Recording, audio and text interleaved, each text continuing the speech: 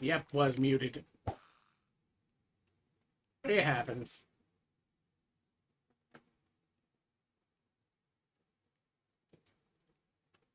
But if you notice, it was such riveting gameplay. I started building some kitchen, and then, like,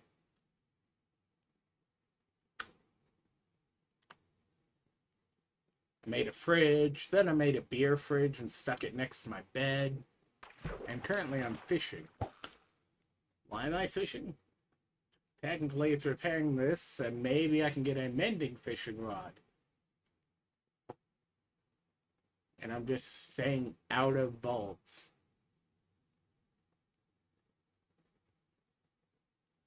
Not entirely sure why it was muted.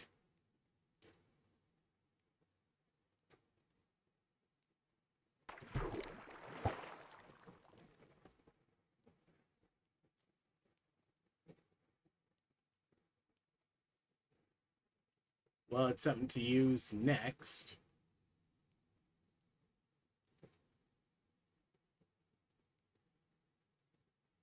But yeah.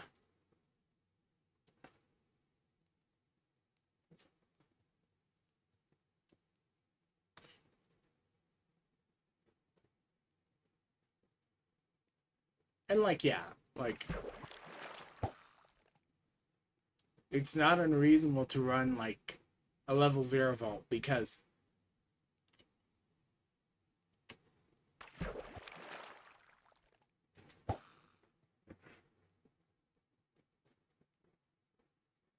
the sophisticated recipes for like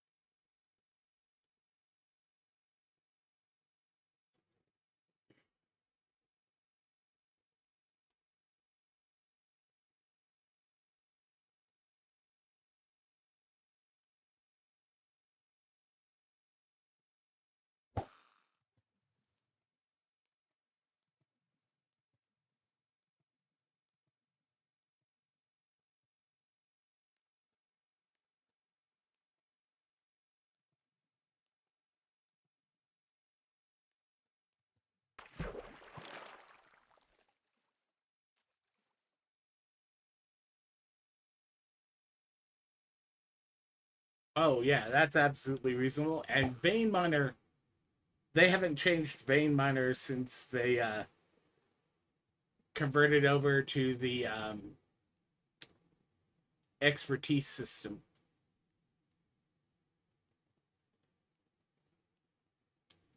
Well, besides adding over leveling, but that was adding it to everything.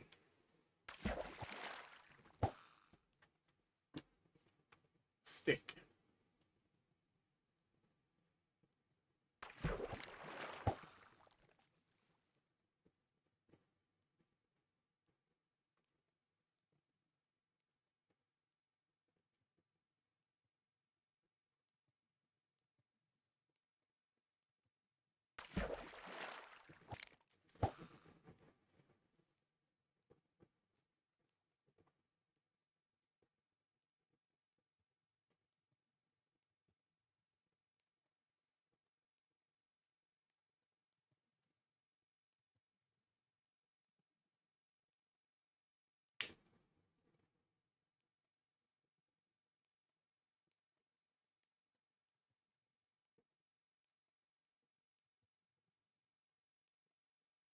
Back in my day, you started with 5 skill points, and you had to decide what you were going to have before your first vault.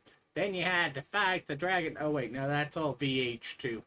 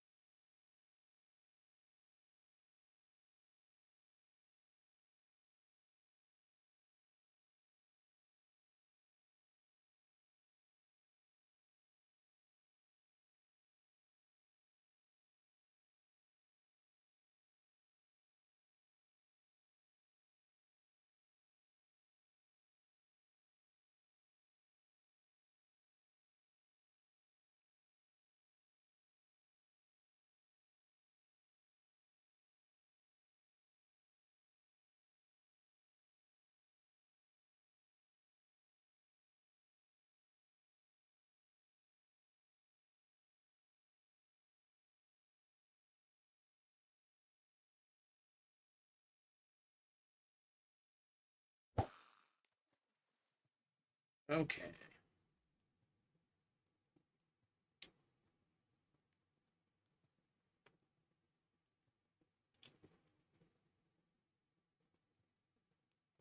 Fishing, fishing, la da da da da.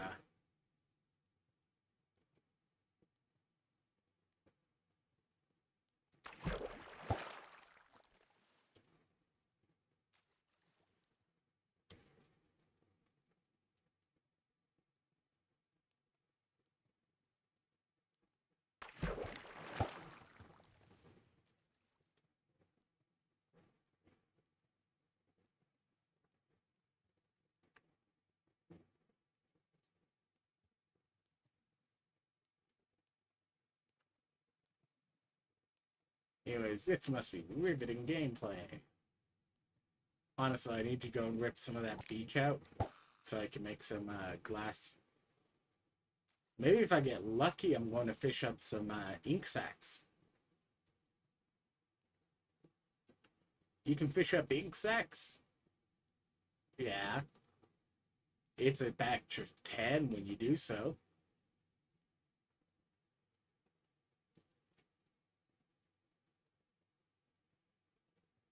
It happens so infrequently, then even when I'm doing my fishing season near the beginning of Vanilla Worlds, I get surprised when it happens. And that notes that I built that I fish up enough Nautilus shells to make multiple conduits before I even see the ink sacs.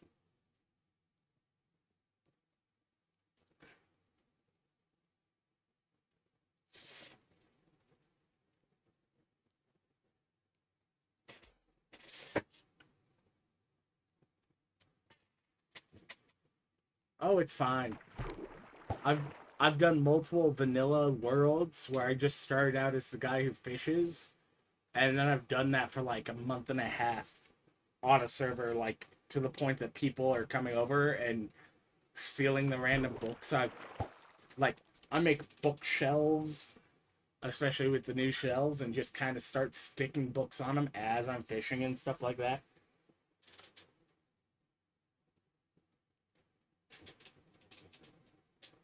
You could mention that Bringer could go and find me on stream. I'm kidding. I'm kidding. I didn't even bother to put any of this season into the self promotion.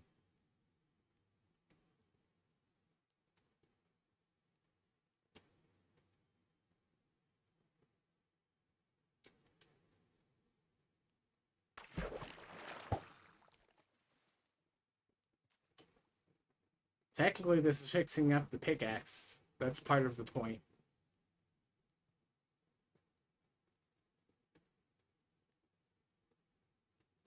And at some point, I should probably do some caving, get some materials, get some diamonds, because I mined up 5 total diamonds before I like stopped mining any diamonds, and that was so that I could make the enchanting table and then make the enchanter. Then I raided a shipwreck.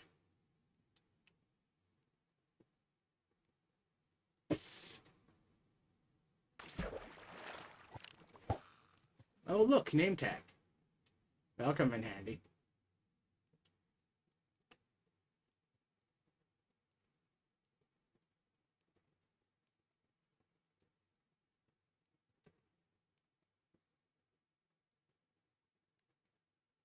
One problem with the next update will be when they do VH4 is them having to go and figure out all the changes in recipes between 18 and 26, 1 or 2, wherever they end up actually getting tethered to by the end of all of it. Because they have made quite a few quality of life changes to recipes and what you can manage to do.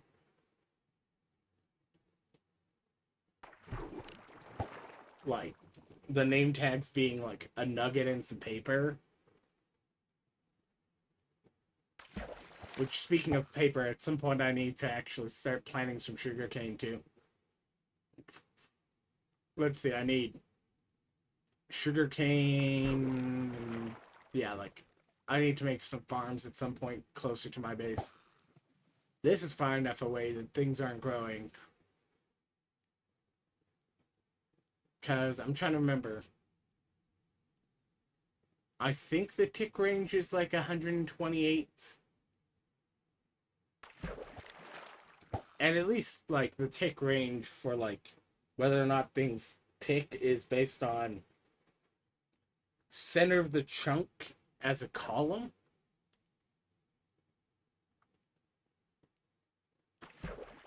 So.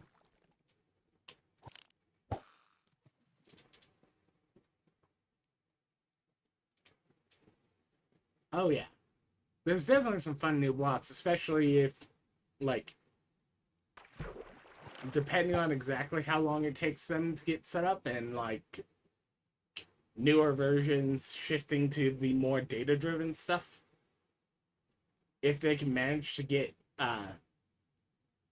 like, even into, like, the Sulfur Caves era or whatnot by the time it actually launches. But who knows?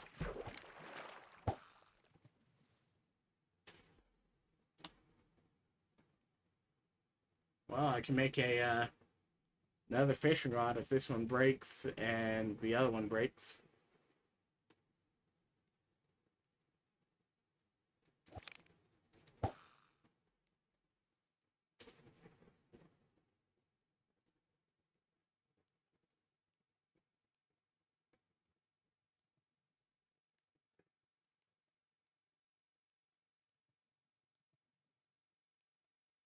Wonder if there's a water path this way.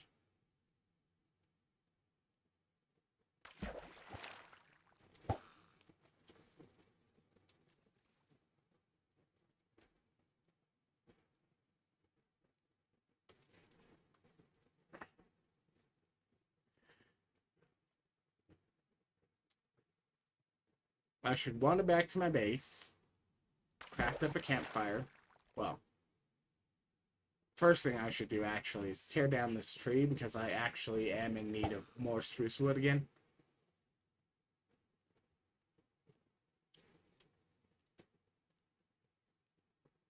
Then I should cook up some fish.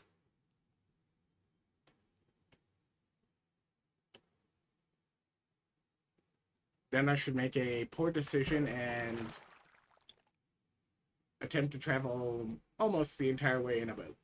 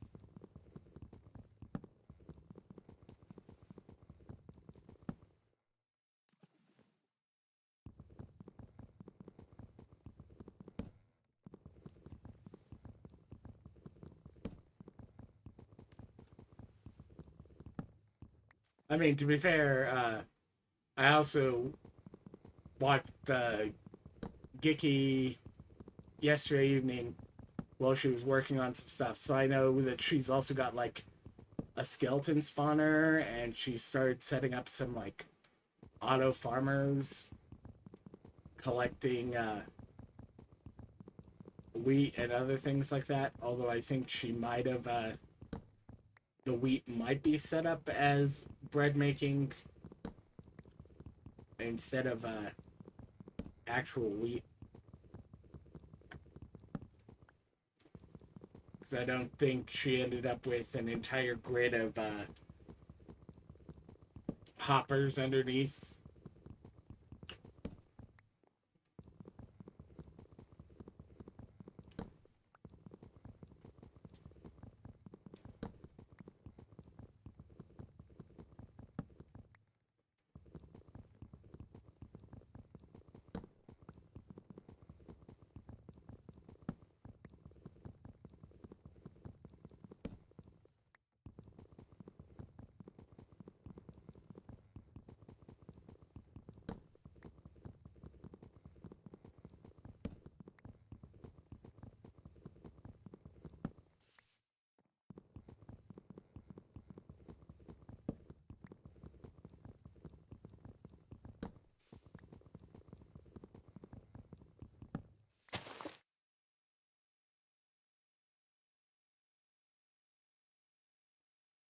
Well, bold of you to assume that any of us knew where anyone else went. Well, technically, Giki did share where they were building. Then I wandered in and I'm like, yeah, no. I'd be like, hey, can I base with you? Except I just did the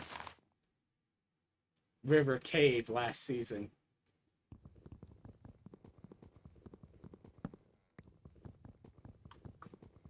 Like, nothing wrong with the river cave. It's just, let's try and do at least a little bit of variation. Otherwise, I'm just going to end up doing C Block 4.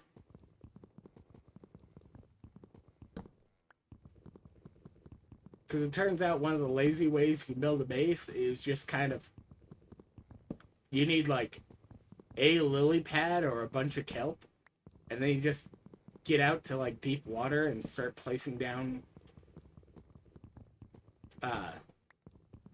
planks or other things, and then you build a couple of rooms underneath, and you can put like an entire barrels or drawer storage completely underneath it in the water, and all you need like in the long term is maybe a conduit so that swimming around your storage doesn't drown you.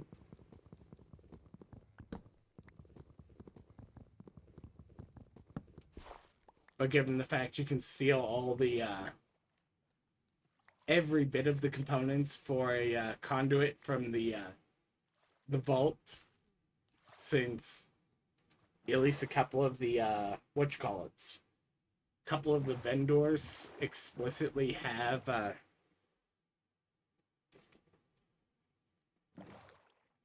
conduits hidden in them, like full conduits.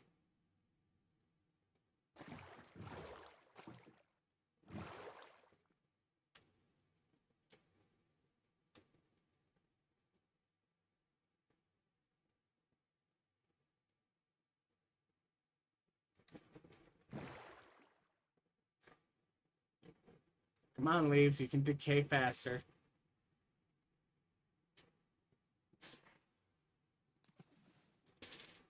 Yeah, like, unless you're tearing apart the vendors, you won't necessarily know all the stupid things that are like hidden as part of the decoration. But at least like at least two different vendors most definitely have a conduit in them.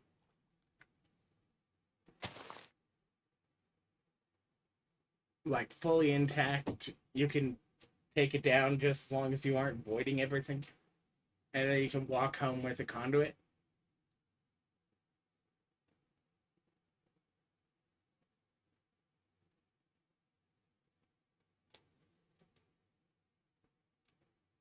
I'm trying to think which ones it is. I know, like, the one that's supposed to have the cockroaches in it, the tavern, has one downstairs, I believe.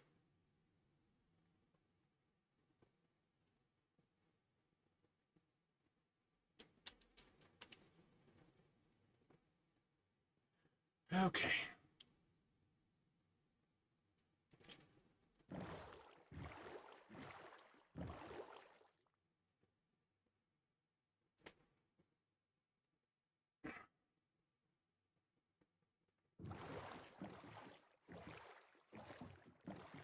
might have to go home for that. Okay.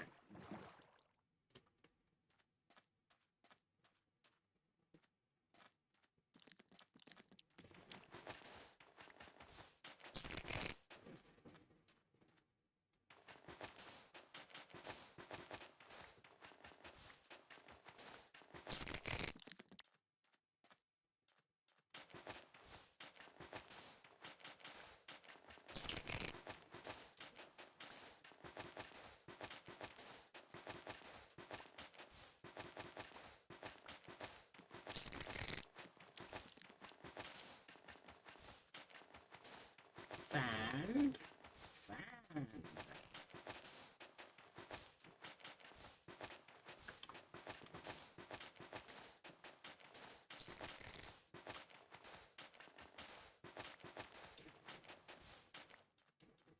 All right.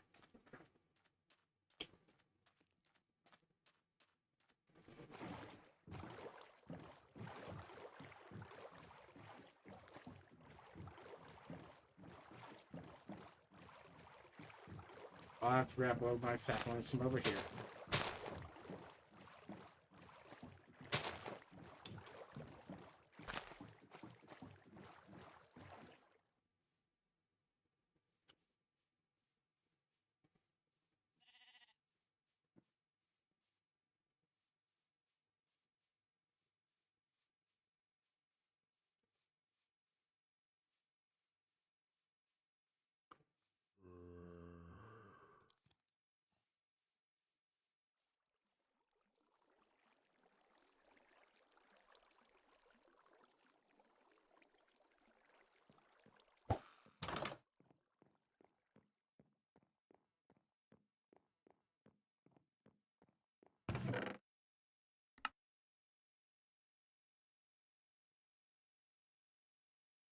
All right. It's 3 sticks.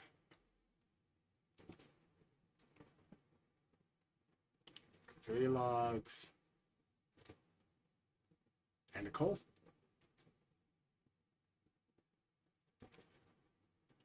Gives you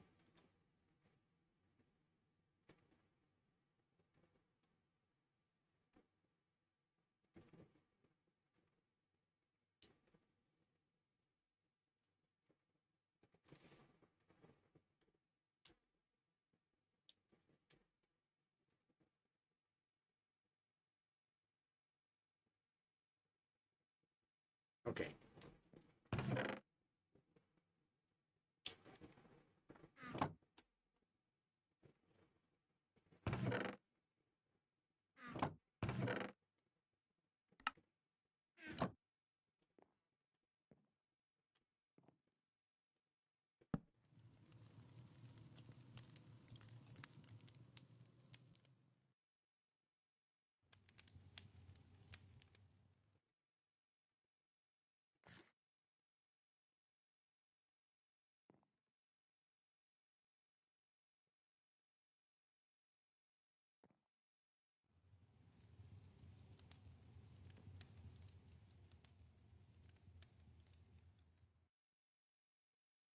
Oh, right. I went through all that effort. Time to cook some of those.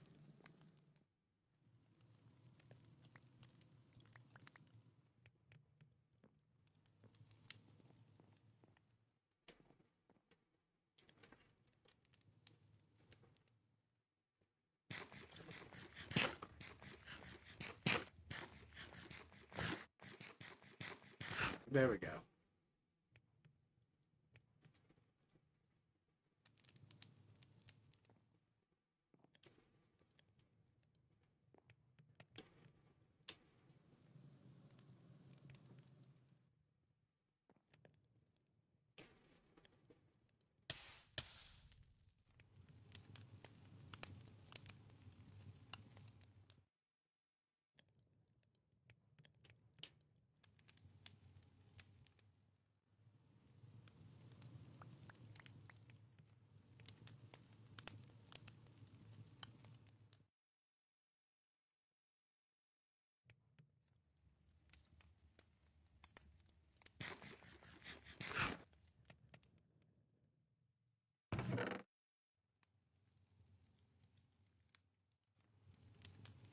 Chest.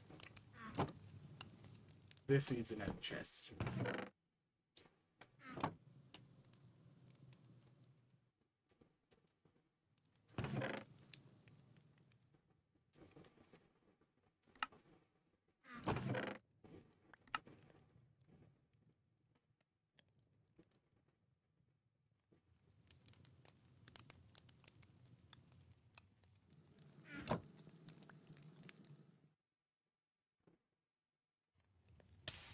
Ow.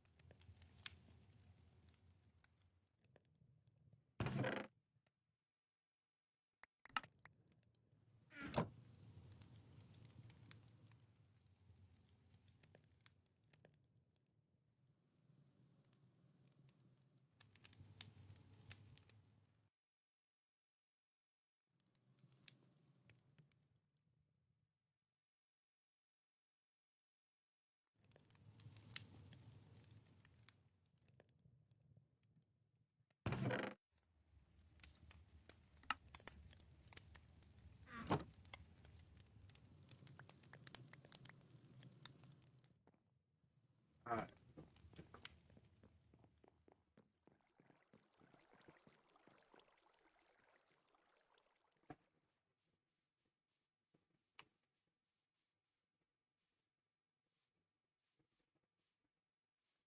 Oh, I forgot the spruce. Spruce.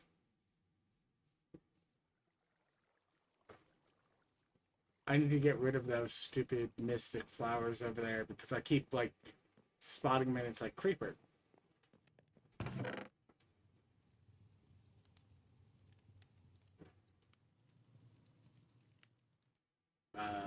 Spruce. Sprucey.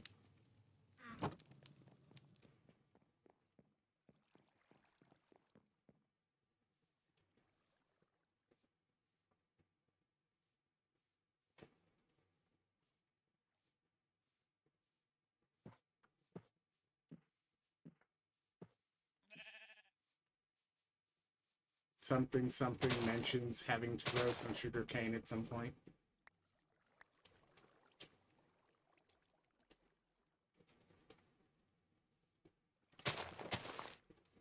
Just increase the reeds.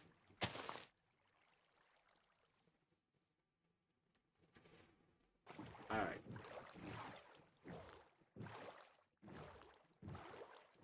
Bonk, bonk, bonk. Bonk, bonk, bonk, bonk, bonk. Bonk.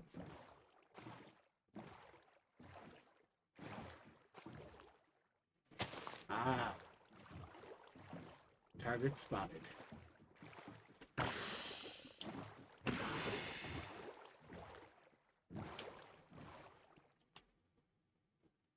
Cool.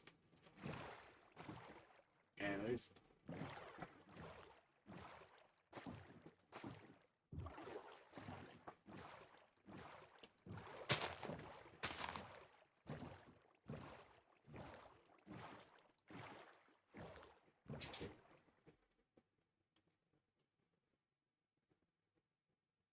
Okay, nope.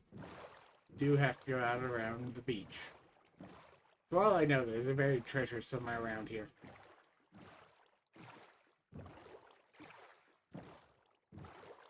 We're going on an adventure.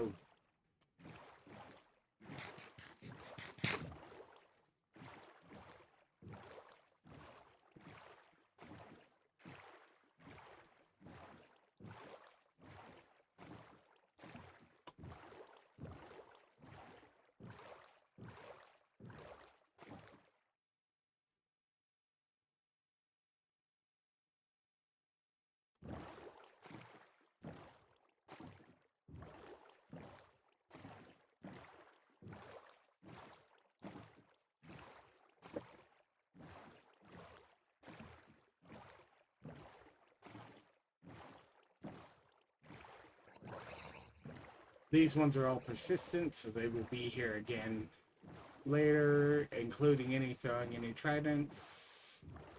Though I didn't spot any tridents, so.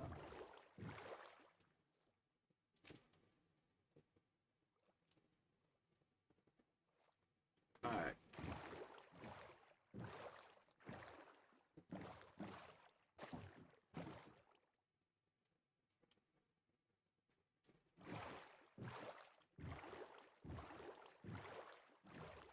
Either he's listening to the stream and responding to things, or he's taking a very long time to check chat.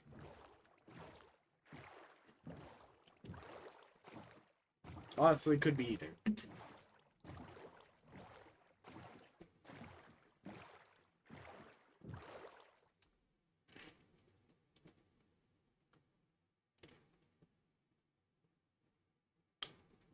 Okay, so I'm going to have to go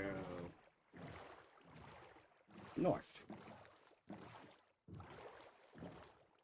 Yep, absolutely could be both, right?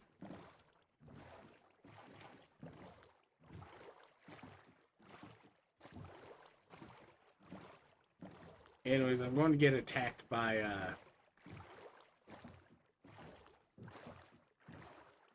Skyrats at some point during this journey. Not anytime soon, because I've slept sometime this stream, which means I should have like another half hour before it happens.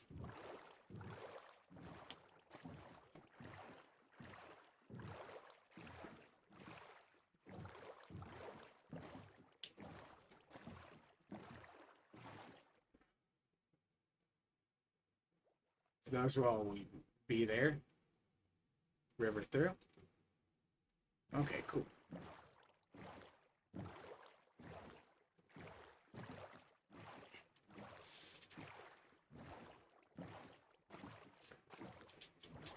Oh, it's fine. Last season, I managed to avoid getting attacked by them enough, but didn't get an egg for them. So I ended up with, one time where, like, I got soft lock on the, crystal, and it's like I had to wait an hour just to get them to spawn, and then it took, like, 2 nights before any spawned.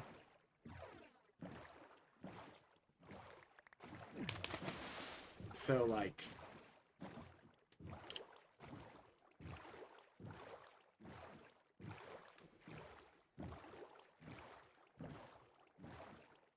if I get attacked by some and manage to kill a few, because, hey, worst case scenario, I can get the, I can try and get the achievement.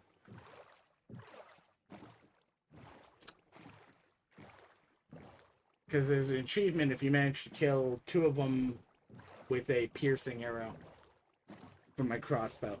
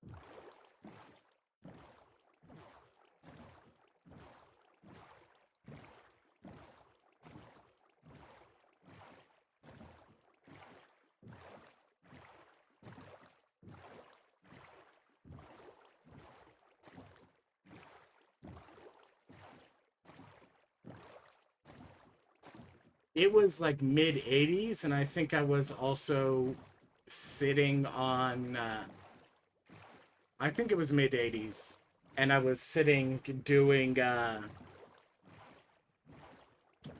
God favors in plunder vaults. So I was getting a lot of crystals at a uh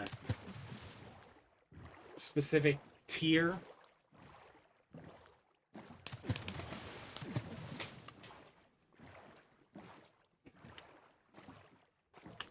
Anyways, like,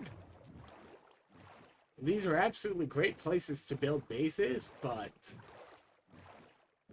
I just I wasn't going to deal with that 2 seasons in a row. But I cannot fault Giki for going, hey, this looks like it'd be fun to put a base into. Because, yeah.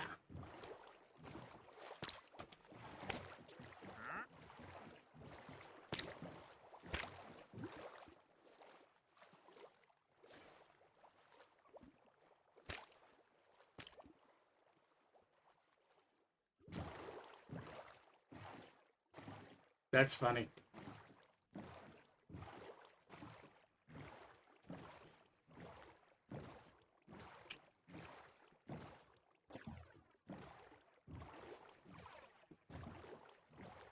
A whole bunch of the times that I visited and dropped stuff off at Giki's base last season, there was still just a wandering trader there, so the fact that there's like a wandering trader off the eastern end of that tunnel is just kind of funny. Glow squids.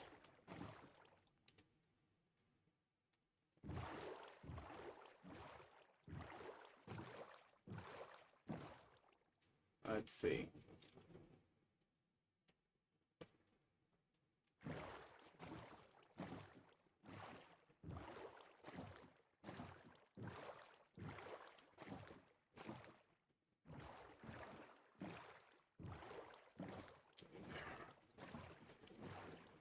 Yeah, let's generate a bit more map by going through the water here.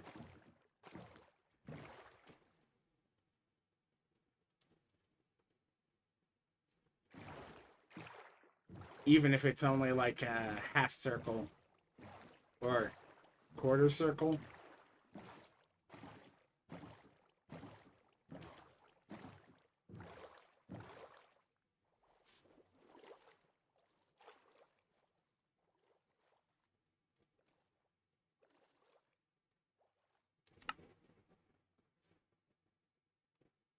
Big.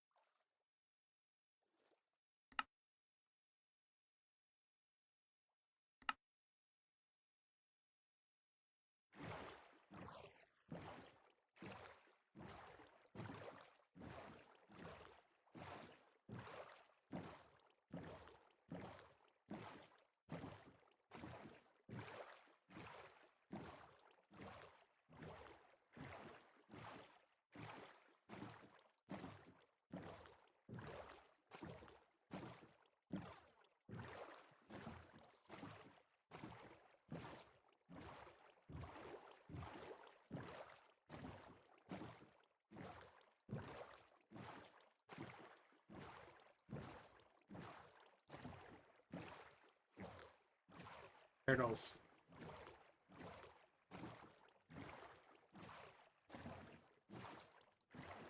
Morph.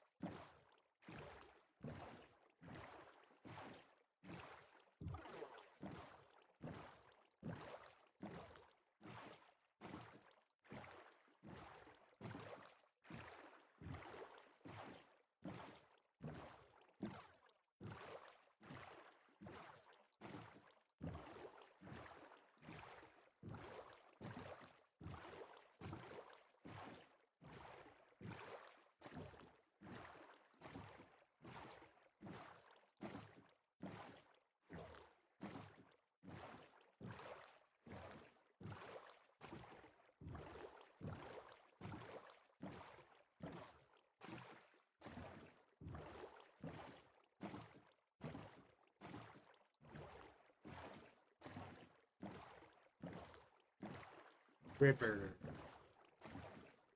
Hopefully it'll go through.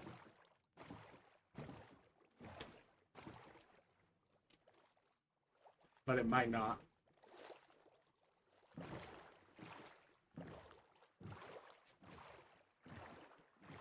But it also might freeze over.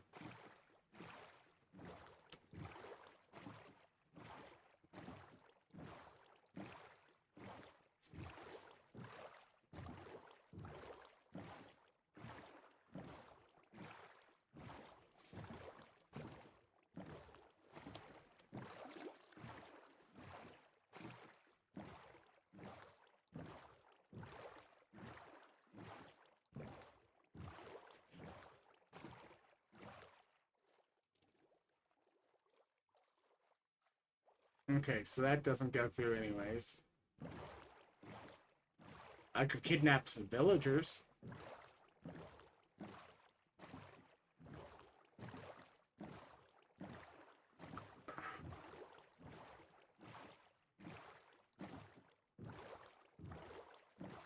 Some of this is initial spawning, it looks like, with how close together those batches of animals started just a moment ago.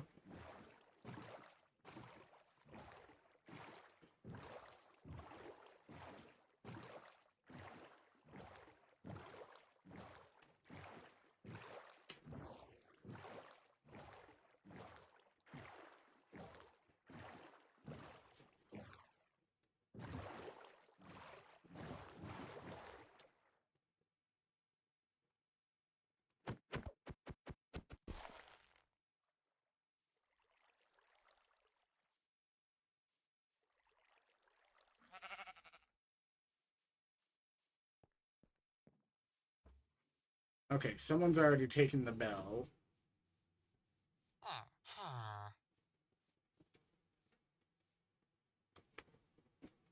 To make sure that they don't potentially cause lag, you have to get rid of anything they might remember here. Oh, there's a bell still here. Yoink. The bell is among the things. But it'd be every job site, every bed, every bell, and then you start picking them up.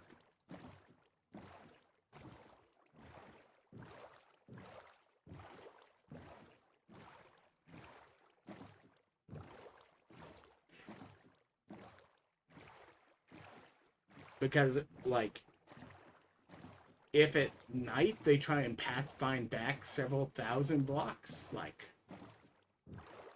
that's not great. Of course, if you get some out of, like, an Enigma chest, those have no memory whatsoever, so just don't move base with them unless you make sure that you clear out any of your stuff they've latched onto before you pick them up. Or start sticking them in the smart boxes. Well, job sites are the most obvious ones because they will attempt to pathfind to the job sites for the longest amount of time. Based on, like, they don't really care about the distance. Most of the way that people in vanilla worlds take them places, though, taking them by boats and whatnot, they get far enough away that the natural AI pathing back to the job sites breaks as you're, like, boating them out because they cross a certain threshold actively during that. But if you just plop them down thousands of blocks away,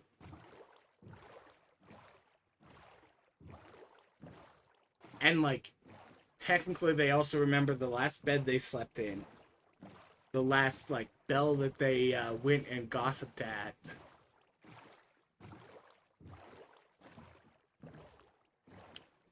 And I don't think necessarily that they keep much else that's, like, block data, but they might. I think they keep a couple of job sites actually in their memory in case they need to change jobs, which is why you want to clear out all of them. But I haven't had the problem when I've actually cleared out everything, including the beds first. But that never got brought up like on stream by Iskallia or whatever, because most people do think it's just job sites. Because unless you get into the deeper technical stuff, you don't necessarily think of what all is stored in a villager's memory block.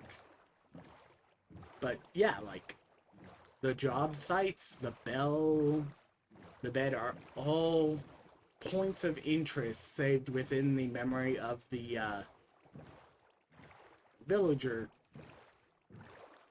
And because it has specific time frames that it tries to go to each of those, unless it's close enough that those chunks are loaded and it knows that those don't exist, it will attempt to load those.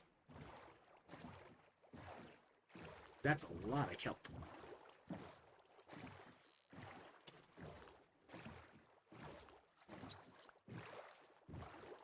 And the dolphin got distracted.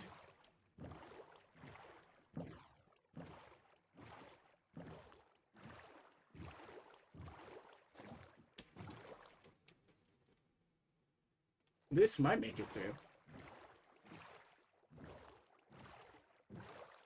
Depends on whether or not it continues north-south, mostly.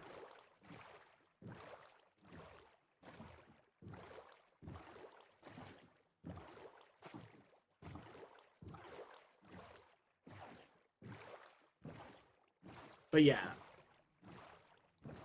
when the villagers start throwing the pathfinding, trying to get all the way home to a village that you stole them out of thousands of blocks away for any reason, like,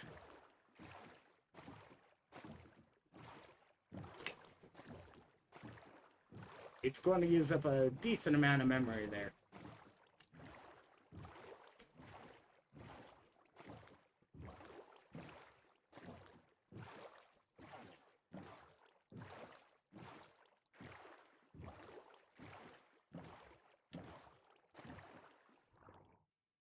Dang it.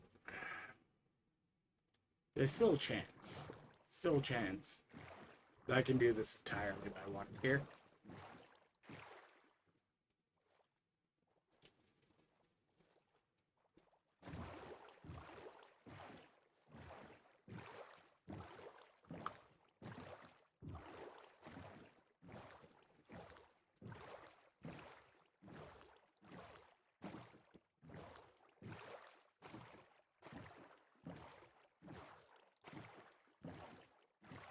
Avoiding the edge of the cold biome, that's good.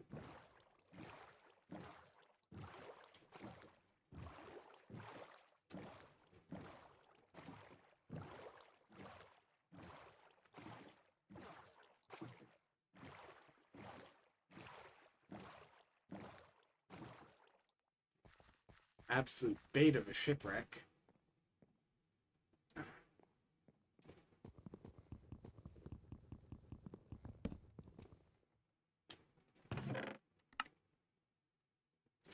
Yoink.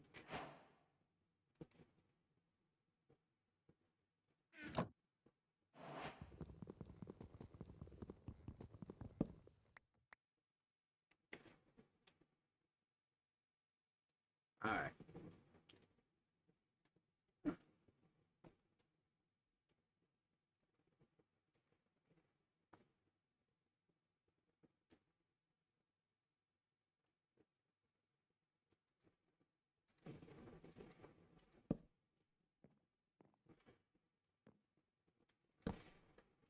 We'll do that. And technically, the map room is down here too.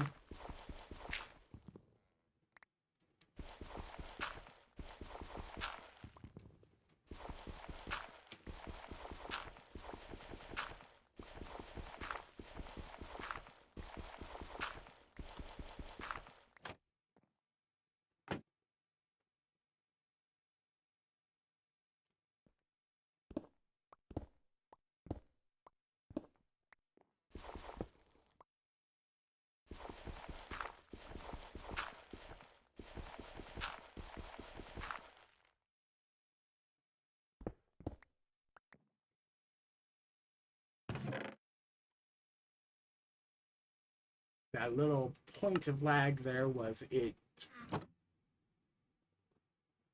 making the map for this. That is south and west.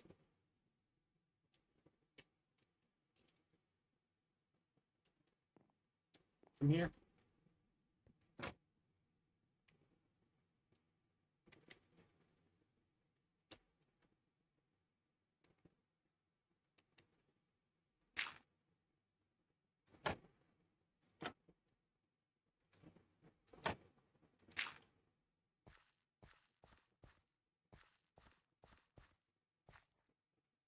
Ooh.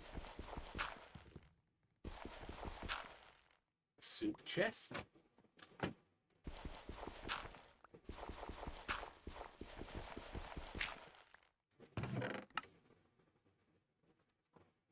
Soup chest. Moss paper. Sure, I can put on a temporary shirt.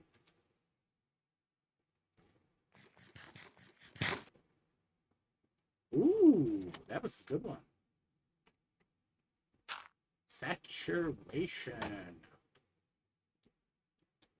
Anyways, I have now gotten distracted. Offhand.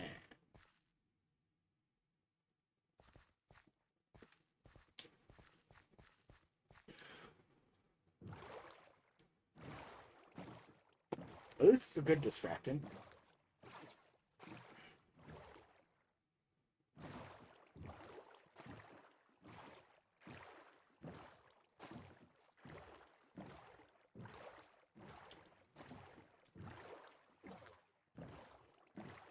Yeah, looks like I'm going to make it through the edge here.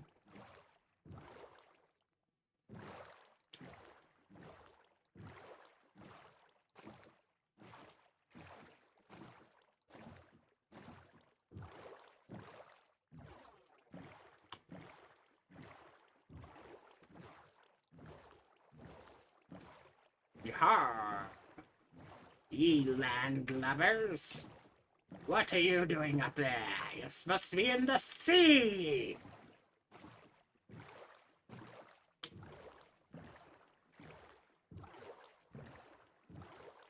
Anyways.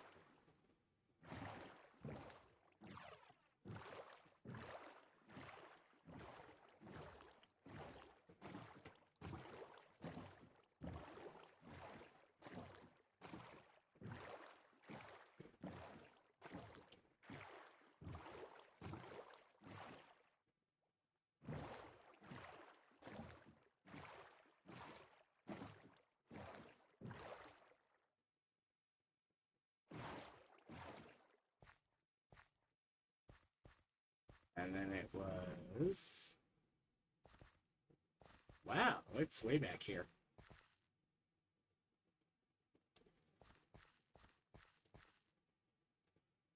Alright. 9... Really?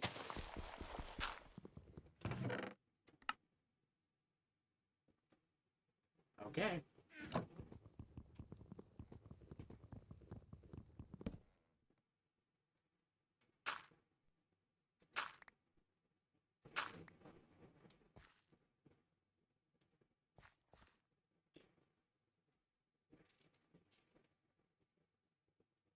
Village.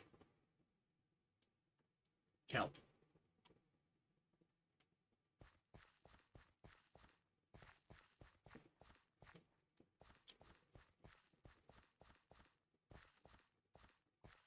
Anyways.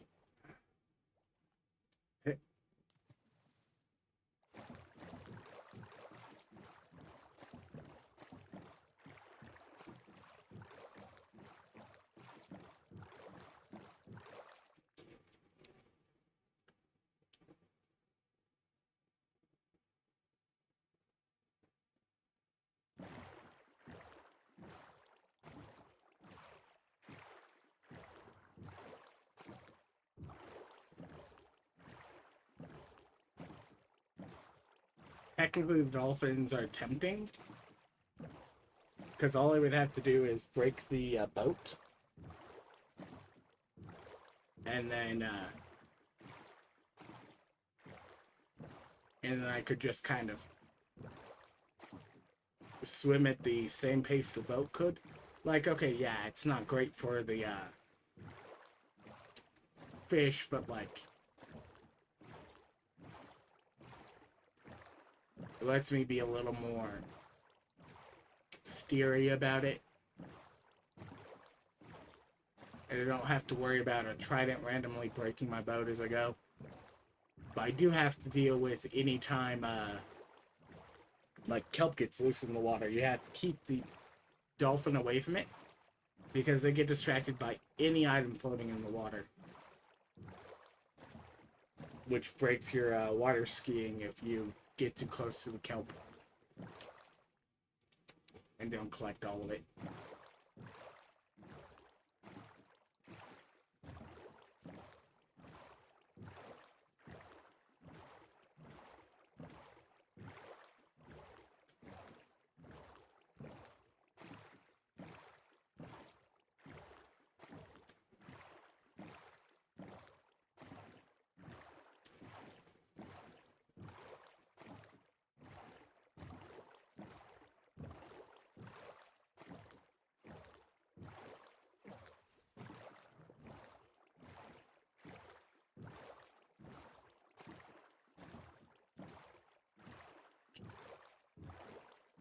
Still quite a ways to go.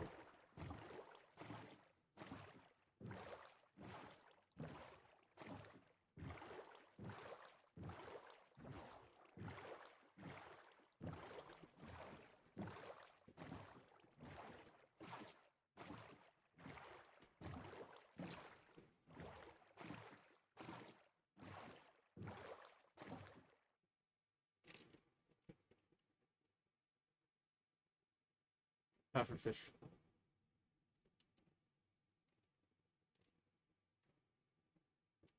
Ruin portal.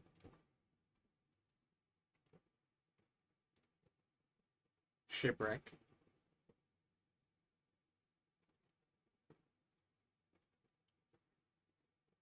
That might be a vault geode right there.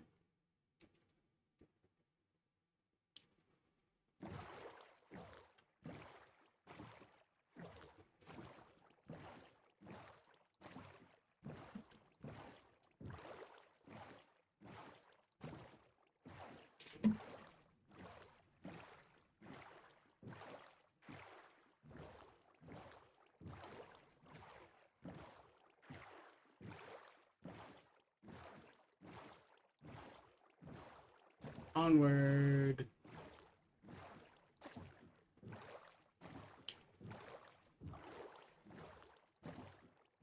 Like, I can understand why in the world they don't have the coconut one on the ones that can be accepted by the altar, but at the same time, I'm annoyed that I don't have like any use for the coconut ones if I get more than one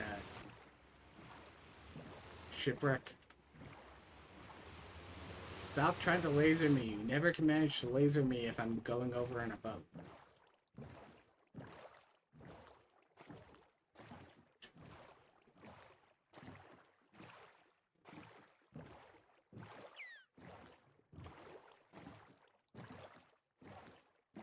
Ooh. Coral reef. It's good to know where that is.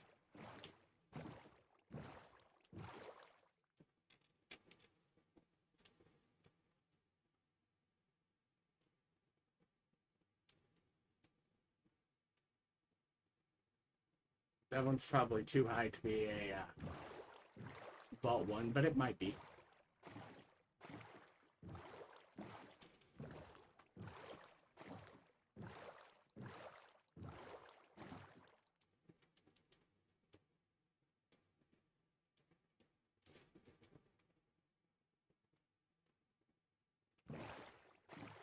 Bear this way, just a little bit.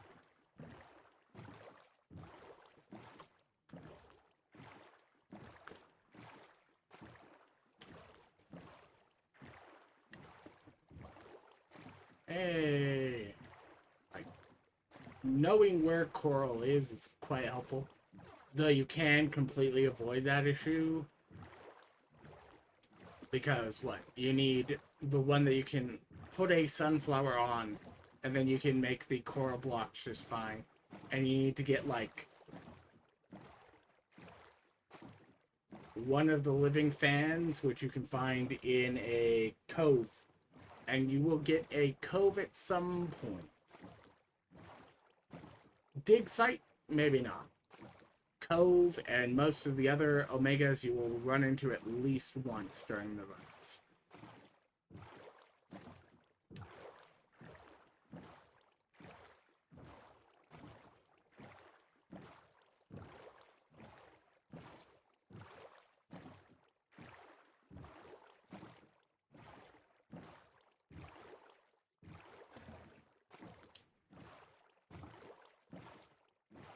But I mean, this larger coral reef.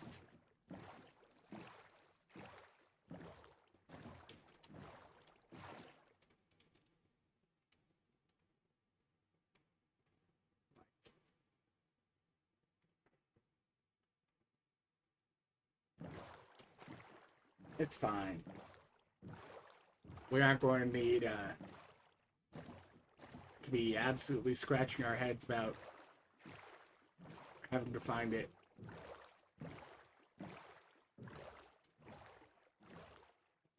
It's just going to be a slightly annoying journey, but at least it can be done all in boats so far for at least, like, me and Gicky.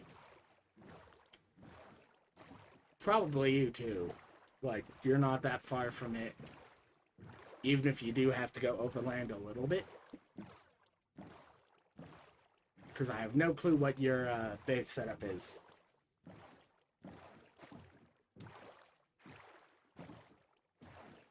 Bring her... Stop that. Bringer is AFK. So wonder if that's just got distracted or actually has started setting up something that wants him AFK. Either case is possible.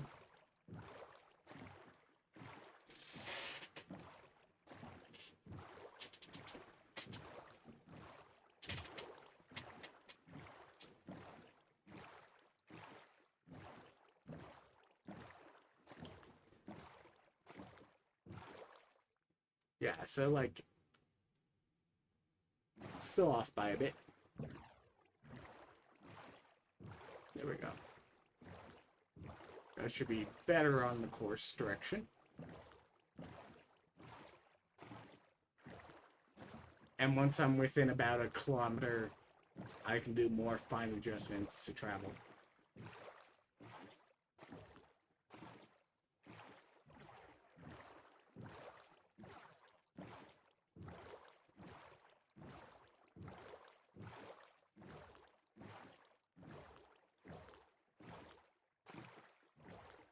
Something, how are you going to get home?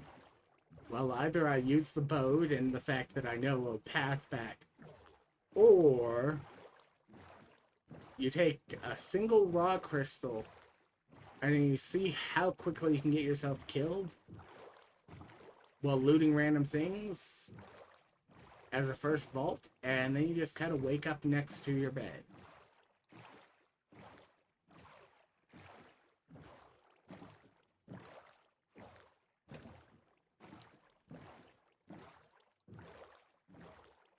Because even this early, you would have the beginner's insurance no matter what. Even if we weren't on casual.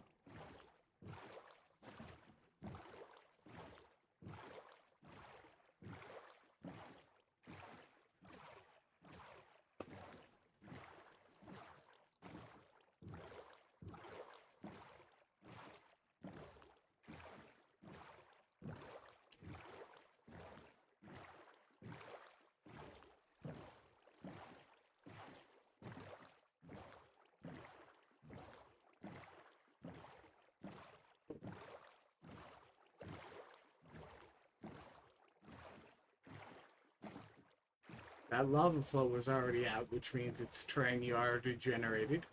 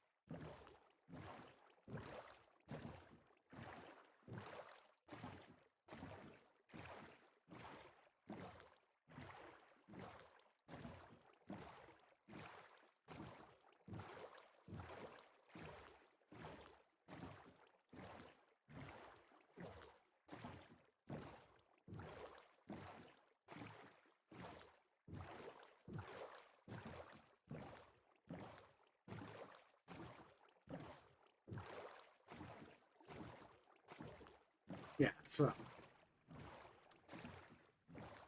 it's not necessarily hard to travel between our bases. Tedious, but there is a river path that can get used.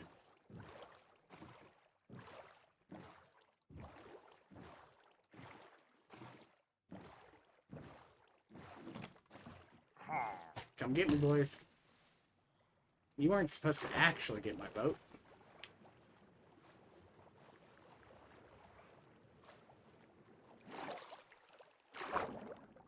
Ow!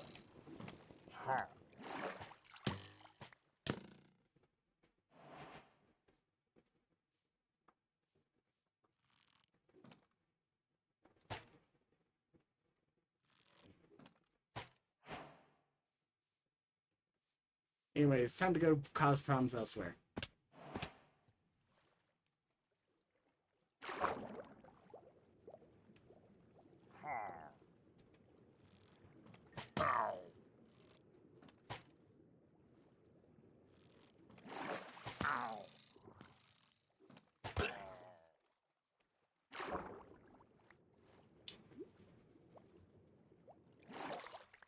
Pick this up before they despawn.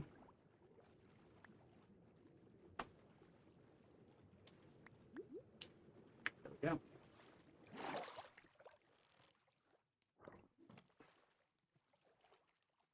We're fine, we're fine.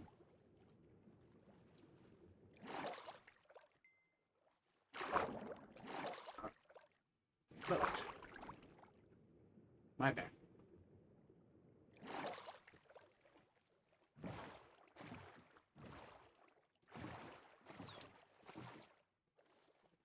Anyways, I have no clue if you currently have any villagers out, so I'm not walking in there. I don't think you do because pillager patrols actually are actually suppressed by villagers having a point of interest nearby. But the zombie spawns specifically happen instead. And fun fact, the zombie spawns are not suppressed by the Megatorch, because the Megatorch applies to overworld hostile mob spawns in an area by essentially filling up the cap as normal. But the zombie night raids or whatever that are the big horde nights are spawned by the point of interest.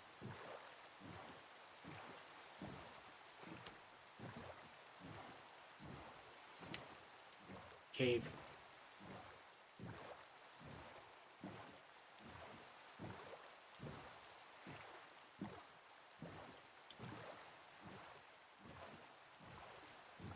Like, we had an entirely suppressed grid using mega torches, like 16 by 16 by 2 layers, so a total of 32 mega torches suppressing an entire area.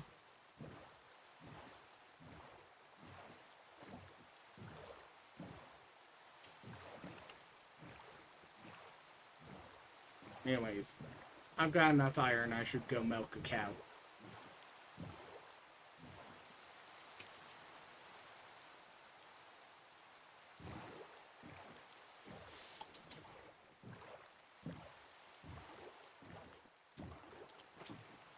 Yeah, give me a moment. I'll wander back in a minute.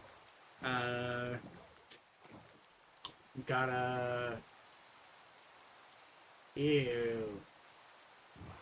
Forest dirt? I don't like forest dirt. Melons and pumpkins don't register it as a block you can grow onto.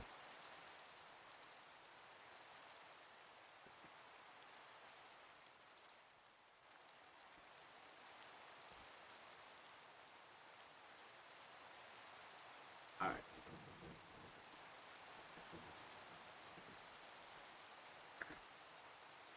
Let's punch a log out of a tree.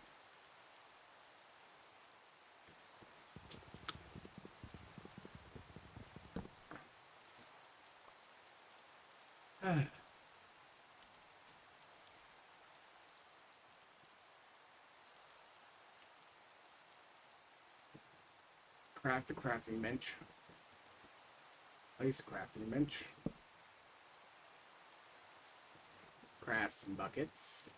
Which I need spare buckets anyways, because I used one of them on a slime earlier. Then we walk right towards this village. Now.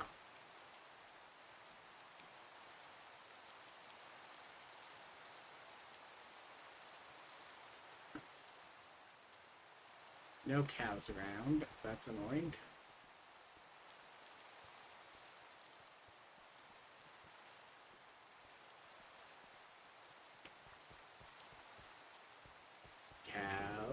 Cows.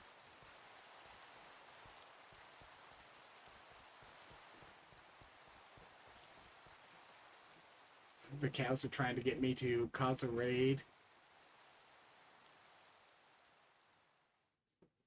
I mean, to be fair, I just have to be more than 2 chunks away from any point of interest. Up to and including a bed. I think. Though I think job sites are still...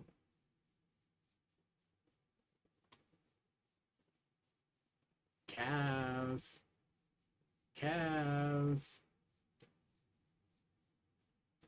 I'm generating new terrain here. You can tell because, like, those sheep just spread out just now. So these are initial mob passes here.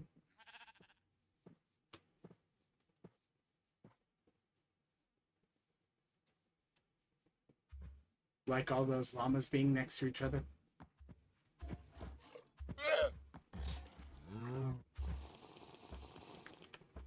Okay, that solves my issue. Back over there we go. Once I have some fish with my milk. Hi, Sky Rats.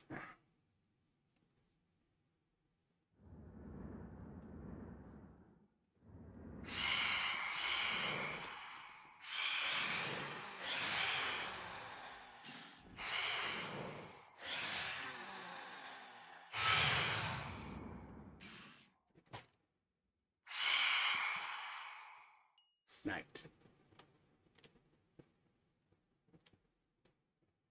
Now, problem is, I don't think it gave me any... Nope. Oh well.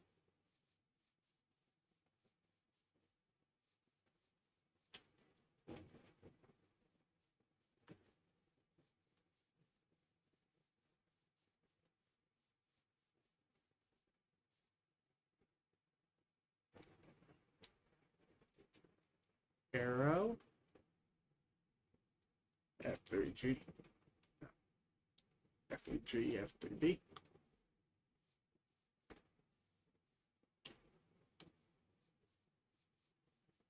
Because I pierced that phantom. Arrows stay in the ground for 1 minute. And piercing arrows can be recovered.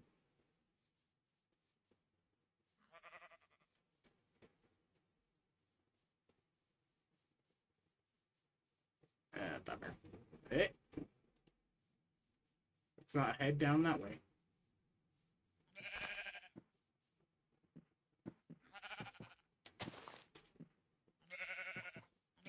Fine.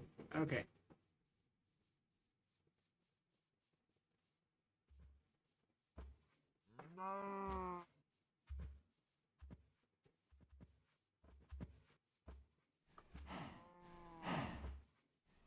Village.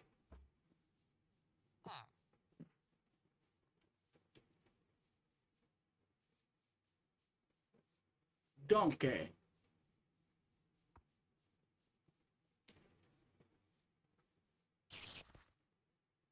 Speeder.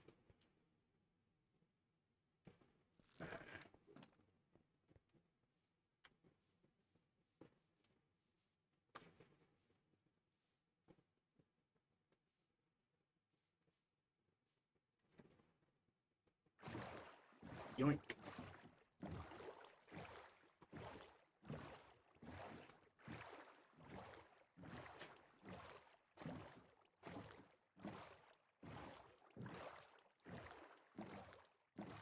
Anyways, I now have an ominous banner.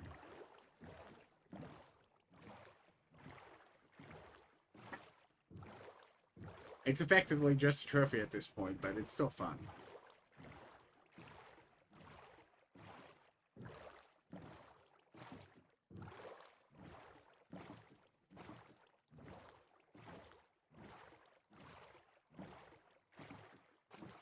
Ruined portal. Lovely.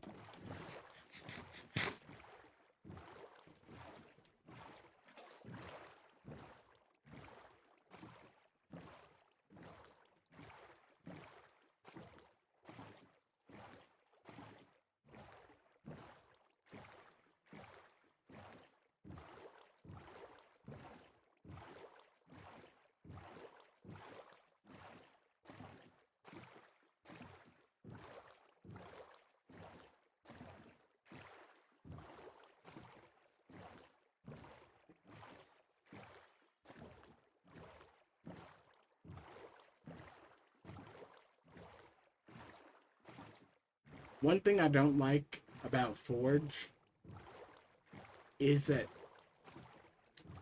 the guy who made Forge decided it was a dumb thing that scaffolding doesn't burn.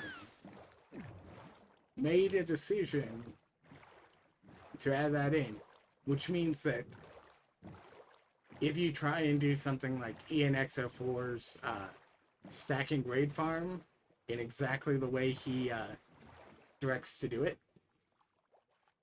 okay, you're going to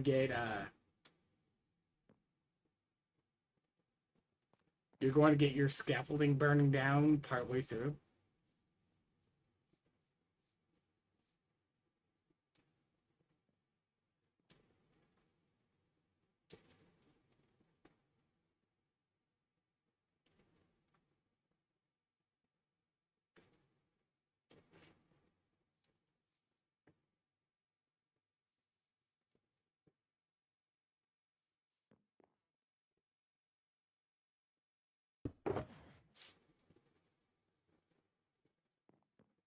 Ooh, that's a fun fishing rod.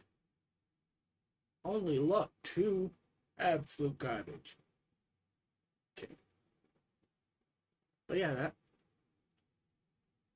Like, I don't need another budding crystal. I've already got one, and I can always just raid more from an Enigma. Definitely can use that.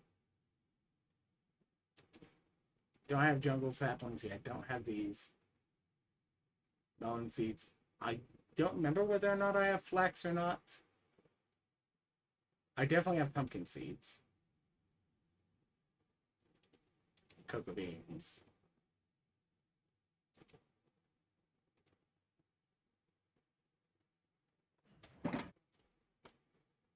Pockets.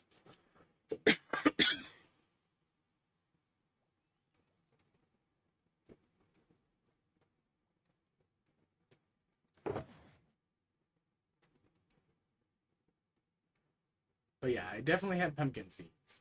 I had pumpkins immediately outside of my base.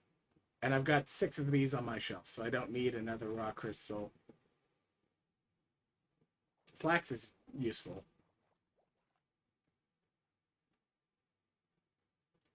And like, it doesn't hurt to have a little bit of gear to go in with.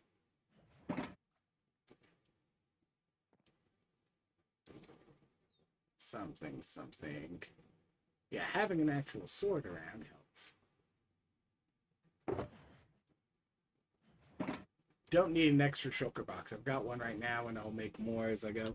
And I rarely ever actually use them during my first vault run. Like, I'll get distracted, and then I won't. So. You got your enchanter around. I've got, like, 6 emeralds, and I want to at least add looting to this. There we go. Looting.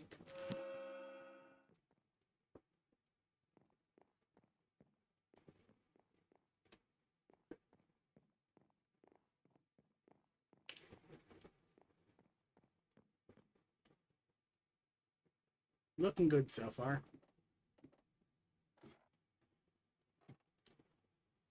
You need a trapdoor or another ladder right there, I think. The trapdoors let you use them at least as ladders. That was at least one of the smart things they changed in vanilla way back. When they added the ability to walk up or climb up trapdoors in line with ladders.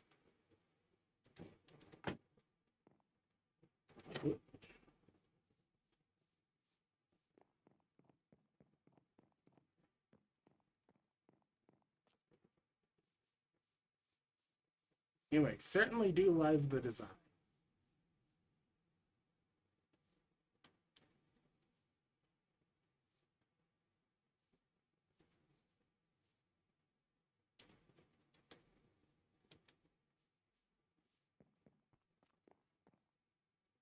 Also, love the lanterns. They're great for light.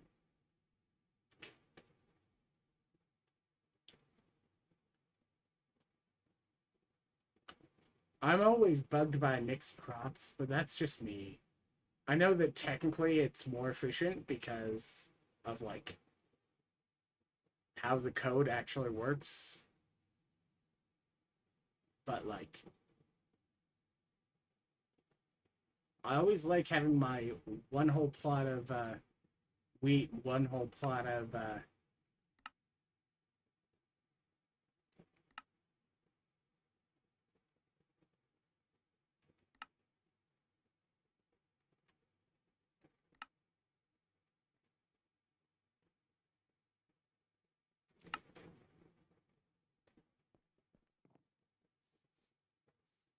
but that's 100% on me.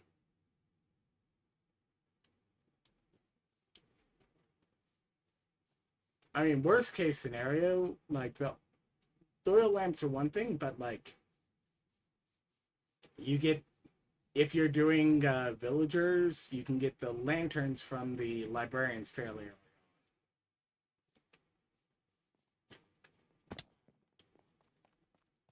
So that can be one of the ways you can be lazy about your lights. But yeah, the oil lamps do look nice still.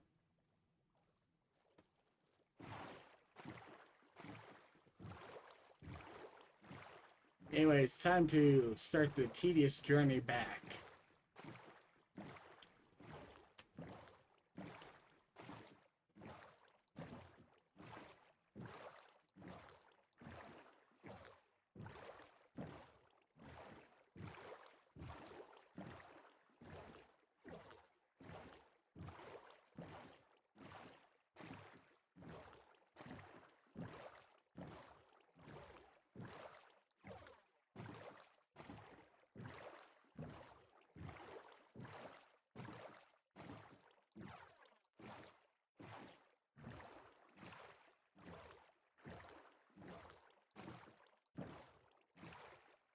And technically, they put in the dungeon chests, they put in some level 0 gear you can find in the overworld.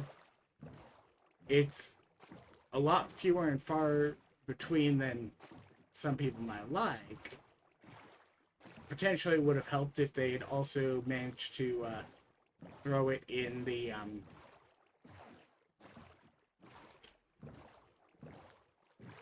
minecart chests in mine shafts.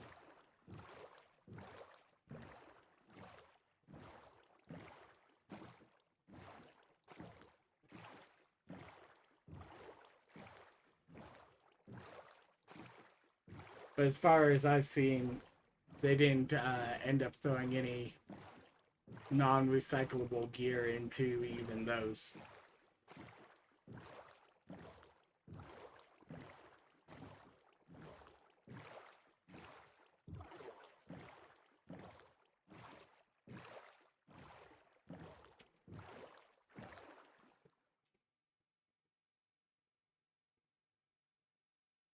Village.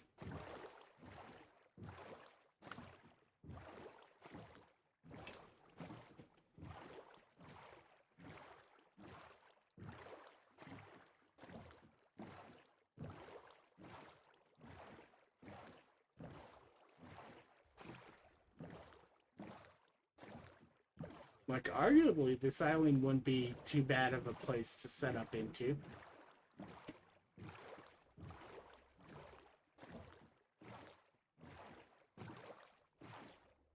Decent river cave here.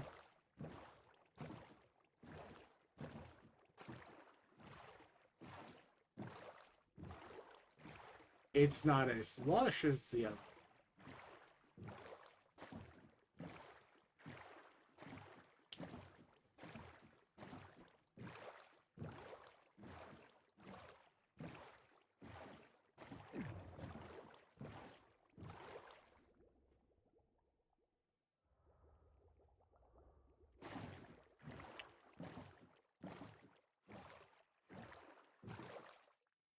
Oh, that's an interesting cutoff there.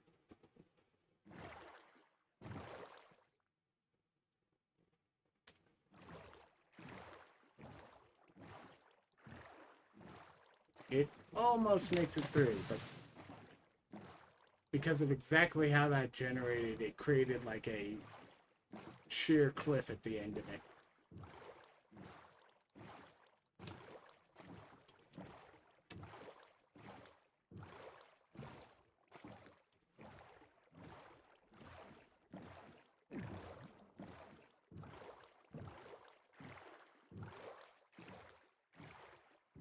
But with like a village immediately above this as well.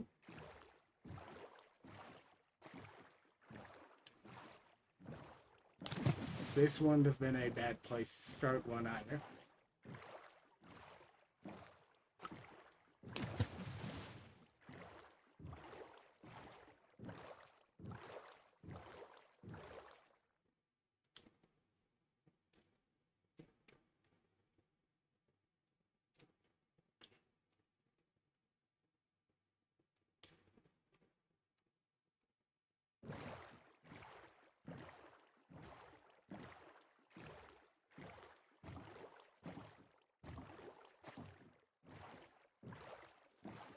But yeah.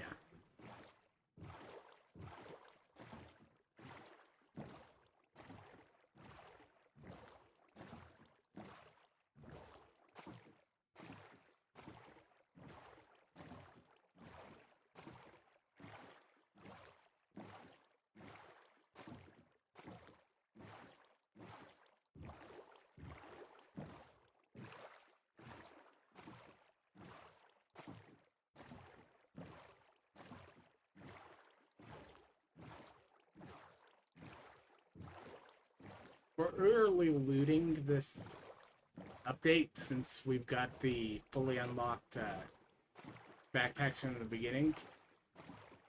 I think there are about two things that are most important. One is to make like a decent stack upgrade or two, and then the second is to get the pog together so you can make one loot belt.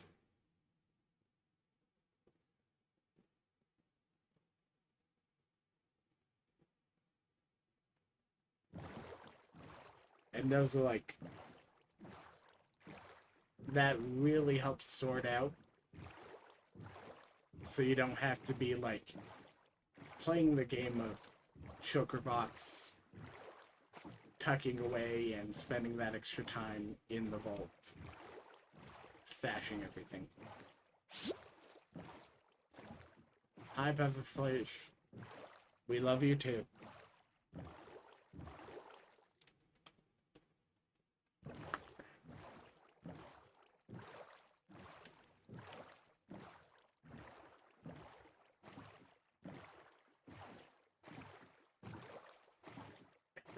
Everyone is so enamored with the white cliffs of Dover. At least in the modern tags.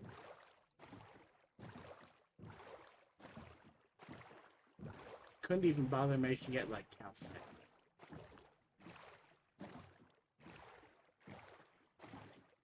Oh well.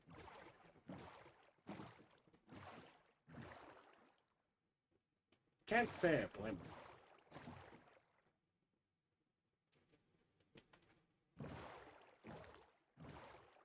Let's go ahead and generate some more terrain. right?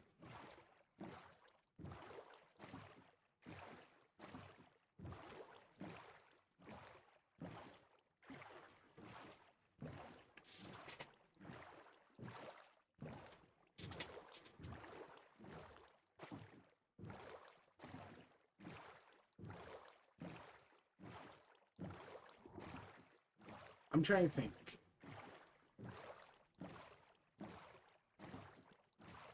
I think one of the seasons using like just the shops, like just before the changeover to remastered, like my last season,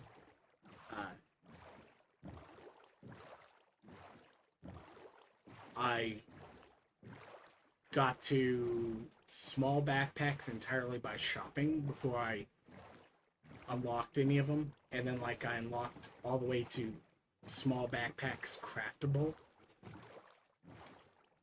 and I was just running off the fact that I bought or I unlocked stack upgrades and could make stack upgrades, and then whatever bags I could buy to increase size.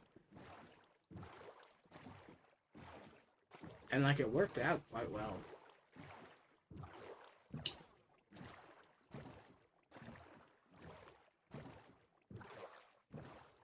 But yeah, getting the ability to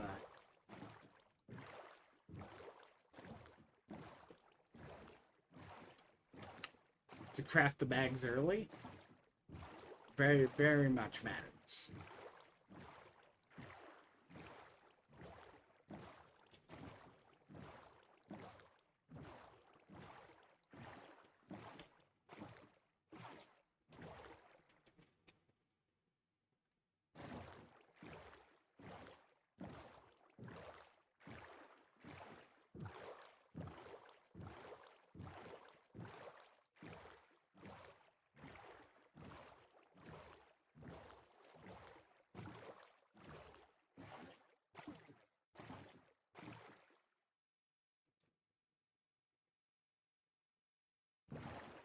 You know, in case I managed to get a little too close to a pop.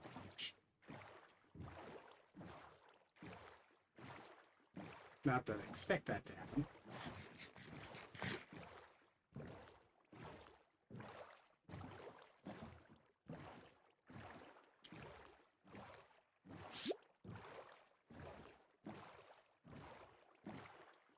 Because they tend to puff up just while you're far enough away, and they're far enough below the surface as you're boating.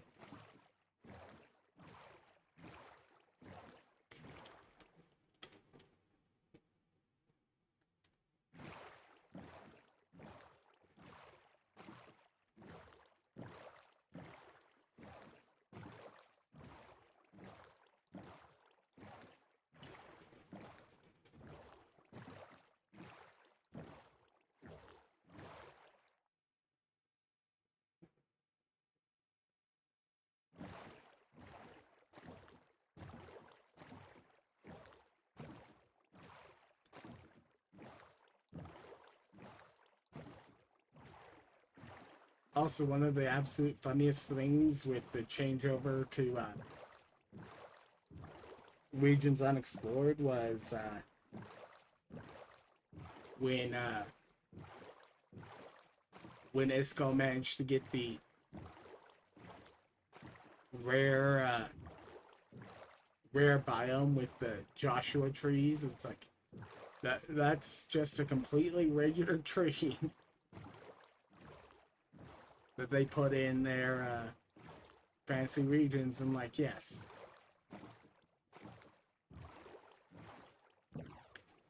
No, your dev didn't like sneak it in there.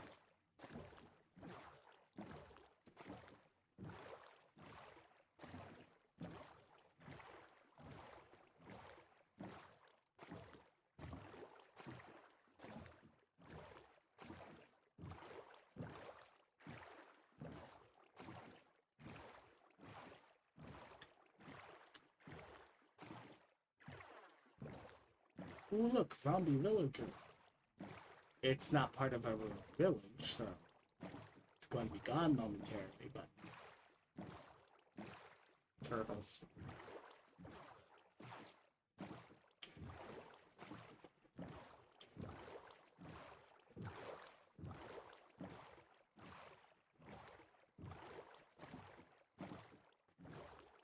jungle.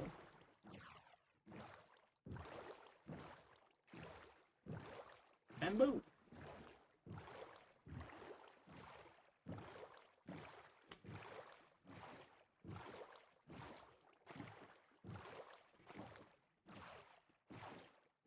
Technically, this is all like the river carving right here.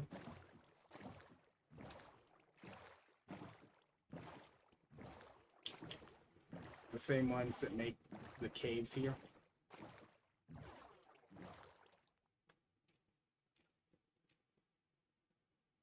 Ooh. That's fun looking. There was a crafting table.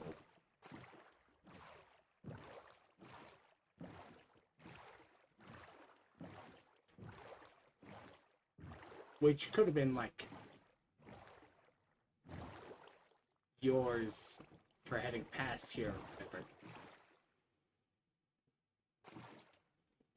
Okay, no. Can't paddle my way home the whole way through this.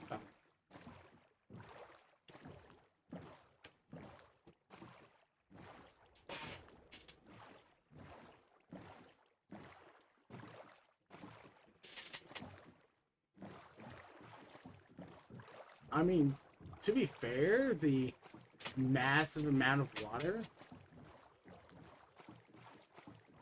like, it's fine.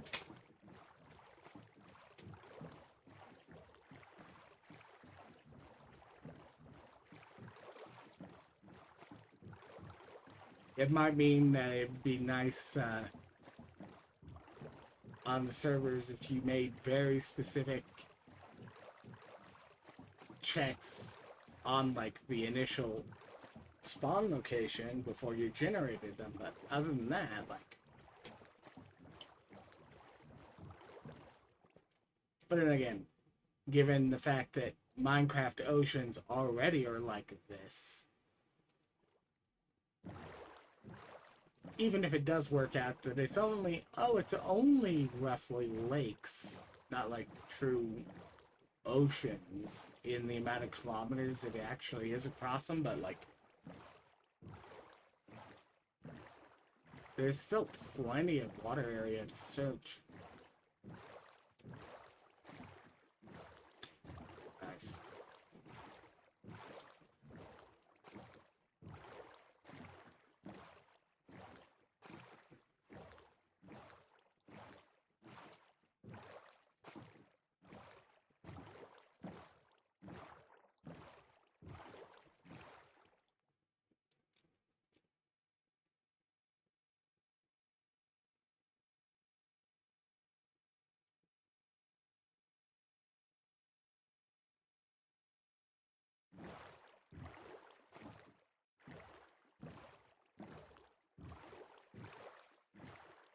I can't remember whether or not I rated that ship for crit yet.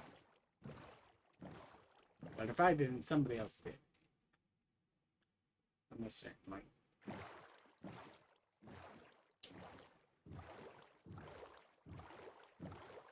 But it's part of the terrain I've searched before, so.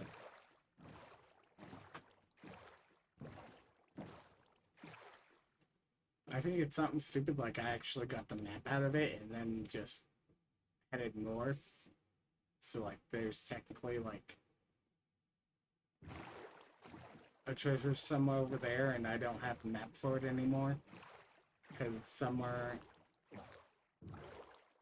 on the ground on the way out to where I based.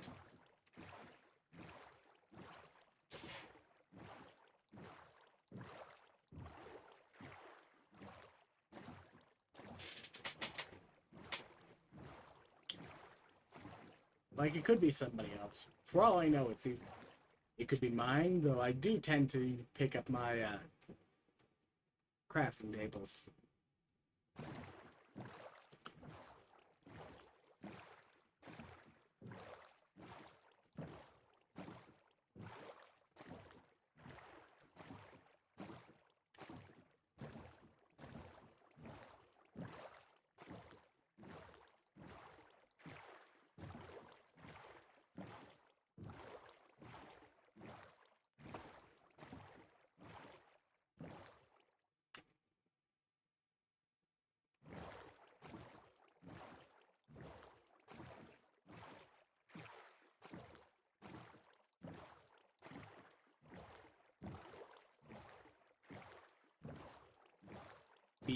bees. Bees. But I didn't bring the jars, so I can't go and collect myself some bees.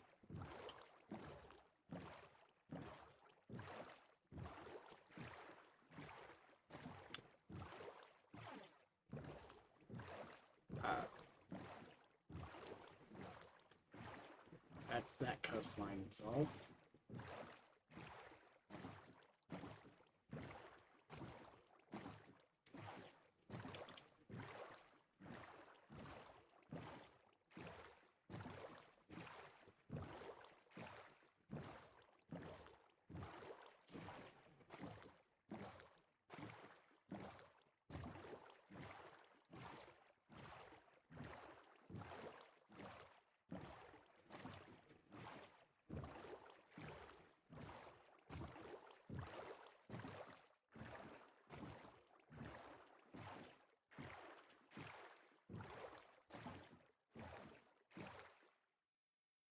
Yeah, I can share the spawn.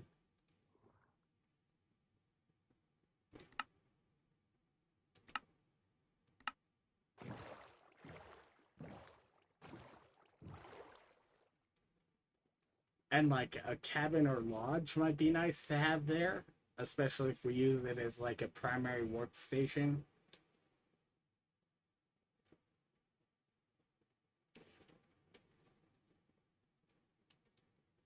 There's a vault geode underground here. Also, meteorite.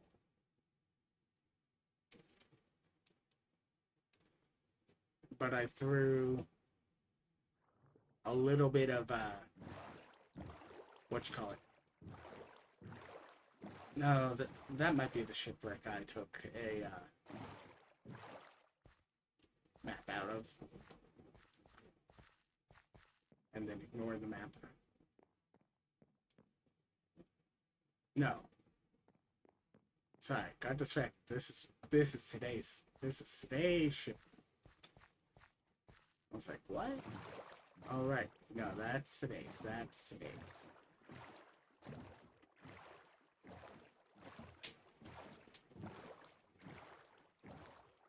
Lol.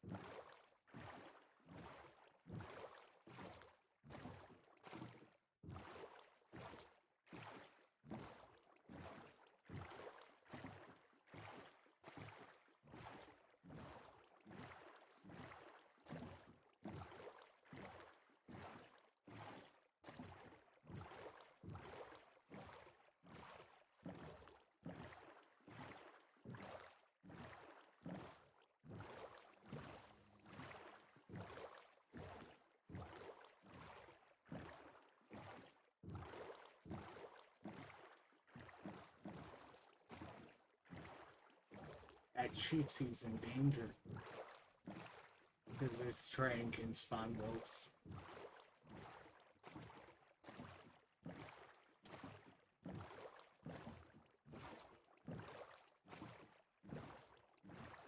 Bonk.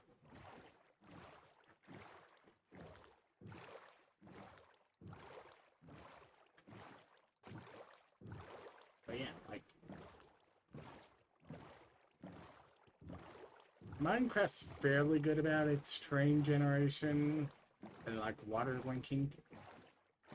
You might get a couple of rivers that don't go through because they're like the extremely shallow ones, and then like you can't get a boat through them, but there's still technically water, or like there's not water for like 8 blocks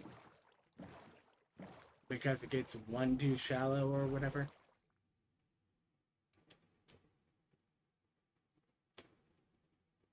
Ruin portal village.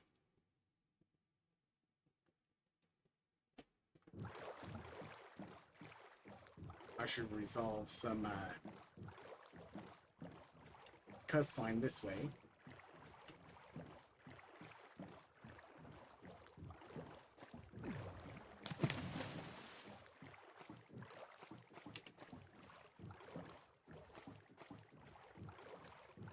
To connect, like, the end of the river over here.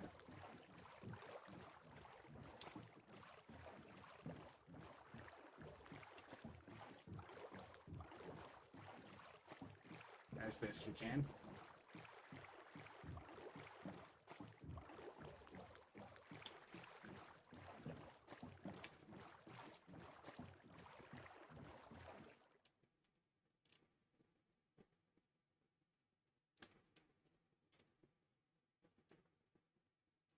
Snow rabbits.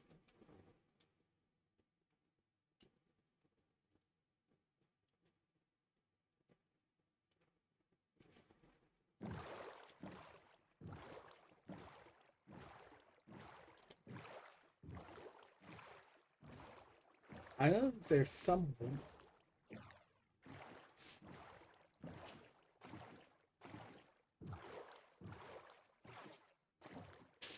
Oh yeah, I had thrown out my invite that I usually do to basically a bunch of people that we used to play with over the different seasons. Bringer's part of what we refer to as the old guard because back like 3.5 years now when we all started, Crafty, me, Gicky, Bringer, Copperhead, who gets mentioned on stream, and like some others, all were on the same server. And then like I reached out when the first reset was going to happen then to try and keep together, and then we stayed together a couple of seasons and different things like that. And I like just reach out on the regular to keep a playgroup that I've interacted with, because once you've like met a playgroup and kind of have learned different things about them, that can help you have like a good measure of like, hey, are they having a good time with this? What are things that they might want help with? What are things they might be able to help you with, and things like that.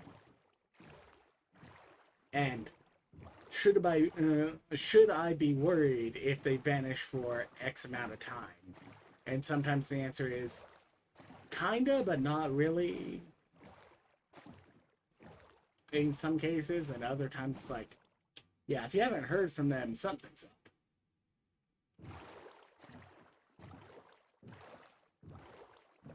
Though I will say, I have definitely gotten distracted for 2+ weeks at a time and poked like Terraria and whatnot. Noting that the entirety of VH3 at one point was between like 2 major updates of Terraria. Noting that like the last 3 times Terraria's updated have been its quote-unquote final update, so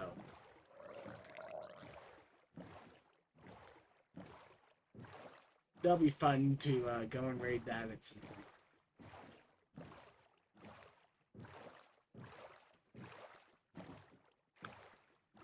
But yeah, so Bringer said you would play, which, as you can tell,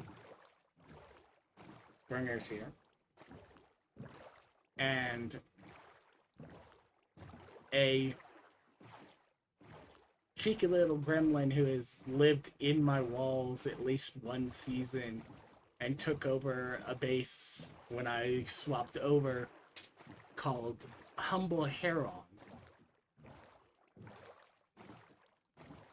reached out, and I let them know what server we were going to be on, and they said they would probably join us.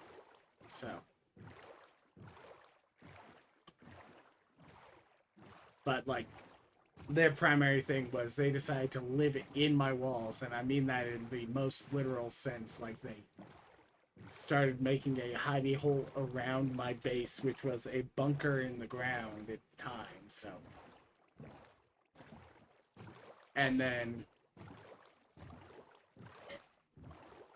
their favorite thing was the, way back before they added, essentially built-in depth strider to all of the vault mobs. One of the best, like, pacifist strategies was flood everything, because the mobs would get slowed down trying to swim through water towards you.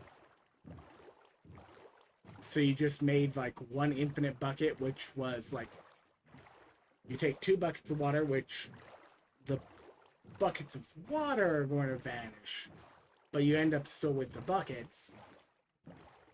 For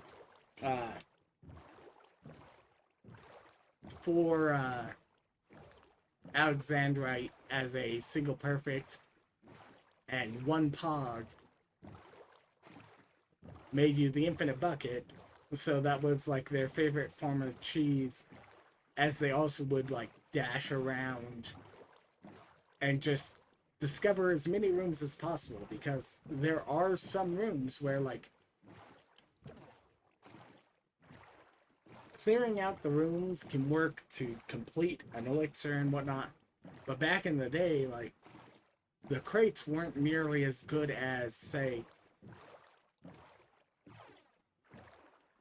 running into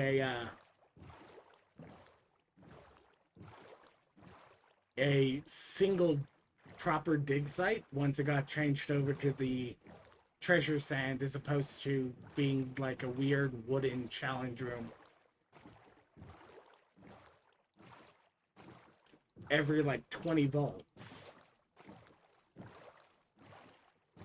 So like the primary where you would mess around would just be like run as many rooms as possible, and if you hit like a dig site, you dug it out because you got more keys than the best ornate run. You got more of this, that, and the other thing, and it was like, so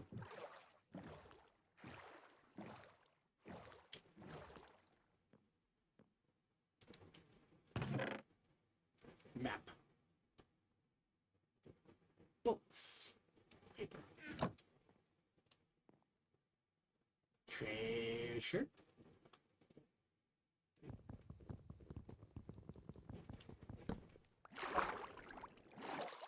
treasure, stinky treasure. Okay, iron's not bad, but the fact that it's like only iron and then the, oh well, that's what the map's for. Where's my dot?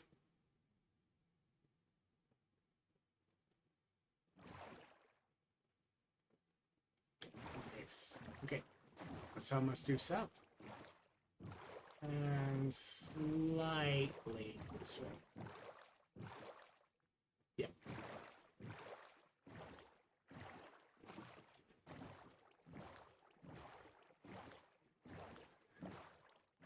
Probably the funniest thing is that they unintentionally killed me one time. Because I would use a water drop into a little basin of water to break my fall. And they dug in and put like scaffolding underneath one of the slabs that was the waterlogged one. And then like the water got taken out of it. But because it was scaffolding underneath and not like a solid block, it didn't refill from the blocks around it that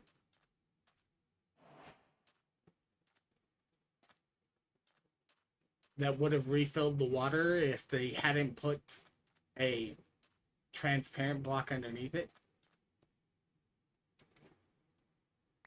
Okay, so that's already been rated. Ooh. As somebody who needs to fix their priorities.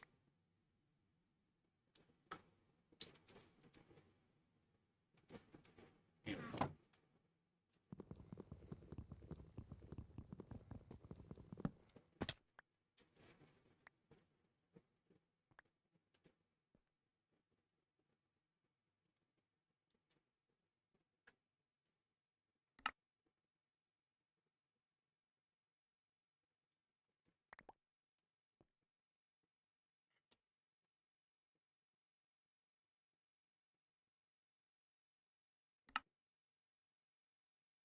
Okay, maybe I've taken too much.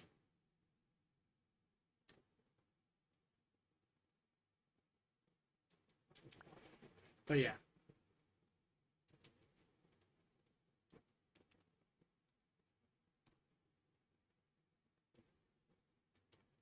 I mean,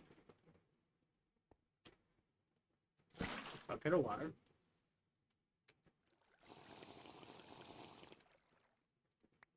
Let's see, stack.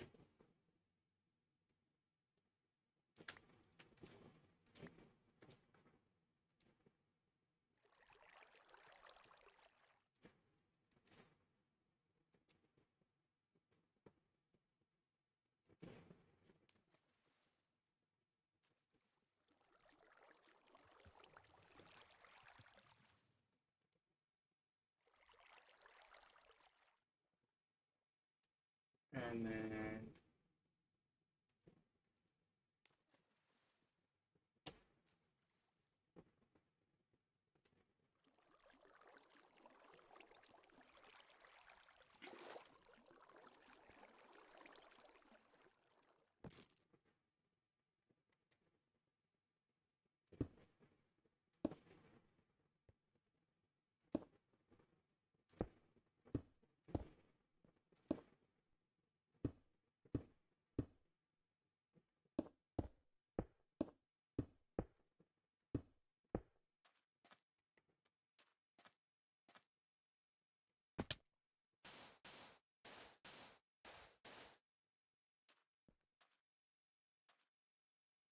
that's fine.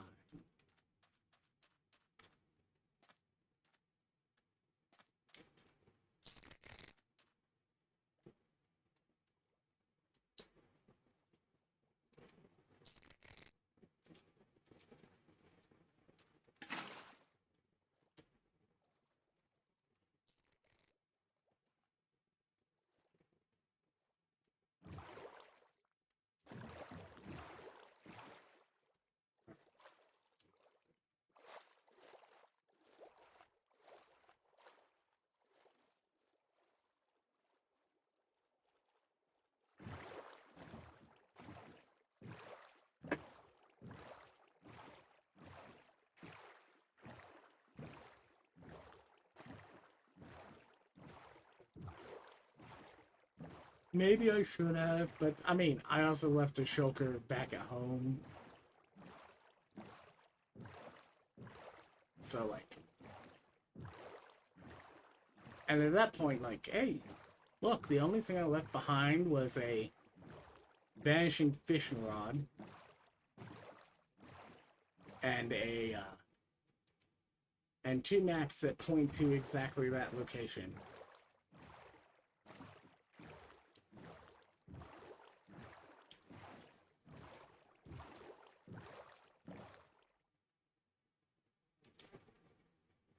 Plus, there's something I want to get rid of anyways.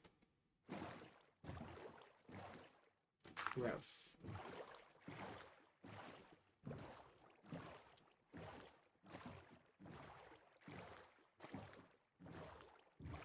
Like, you can at least moss the quote-unquote forest dirt. Sir.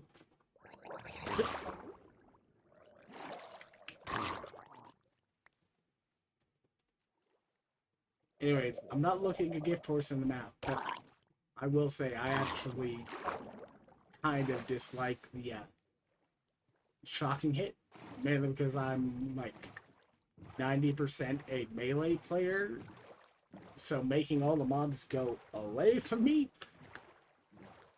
means I now have to chase them down. That's why I also absolutely despise the fear clouds. But I mean, it's the level 0 sword. You're not supposed to get stuck to it too badly. So, like, it's fine.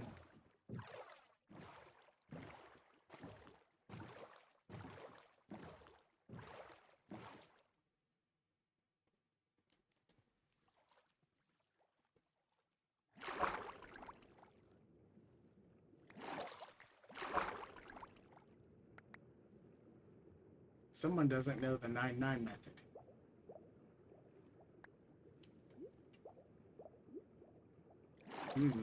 Wonder who.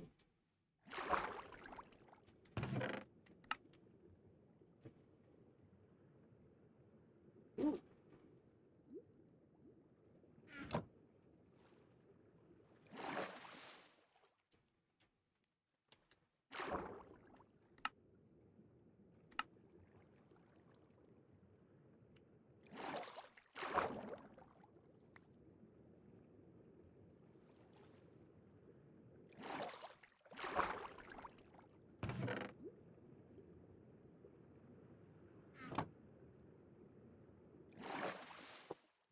Technically, I can manage to get all of the gravel here. It just takes some finesse.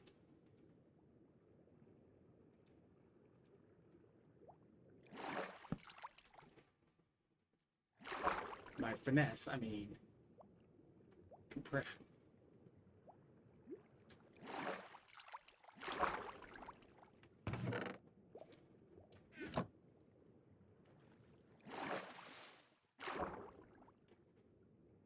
Anyways, I should compress these while I'm at it.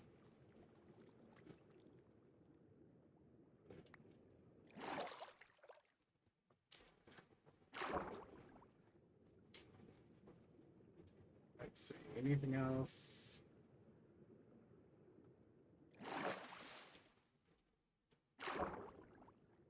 Not really. Because I don't have the right amount of sand to make it all sandstone.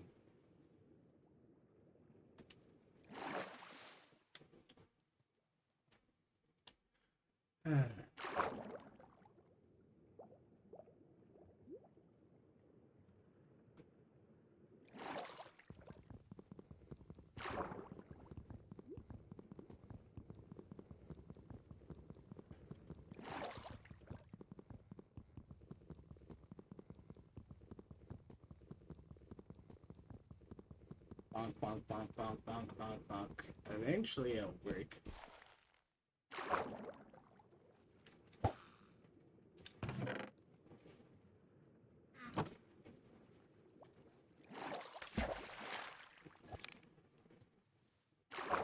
Fishy. Aw.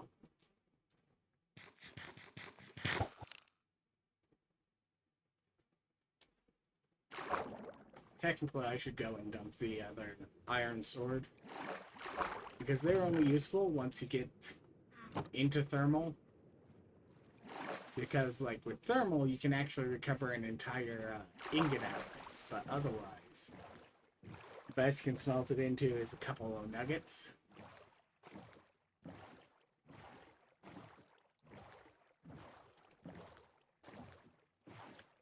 Although, I think iron swords are used for the maiming plate.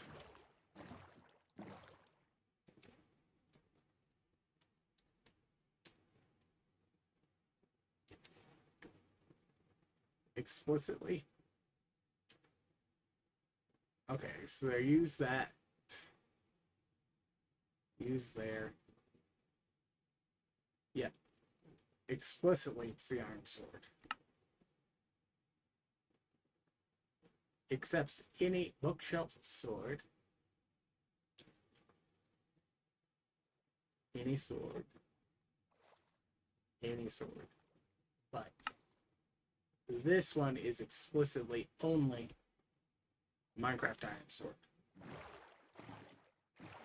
And I use that when I do the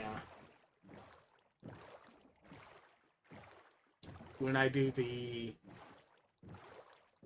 creeper disc farm.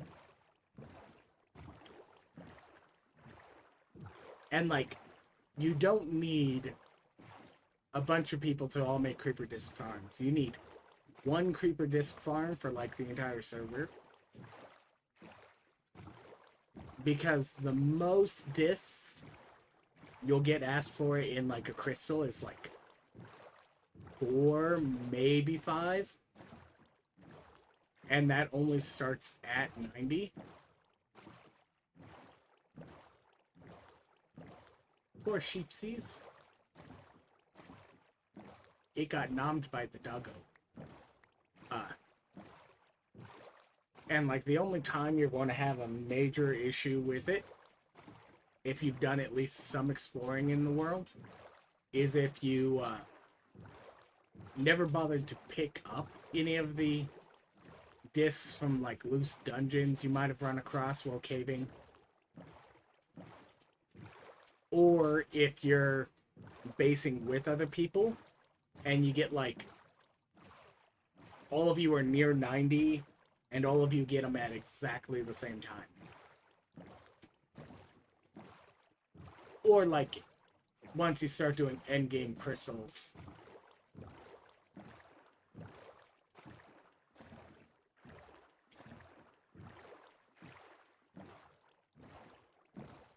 Once you get into, like, greed and are repeating, then you might run enough crystals that you get it, like, 2 or 3 times in a season.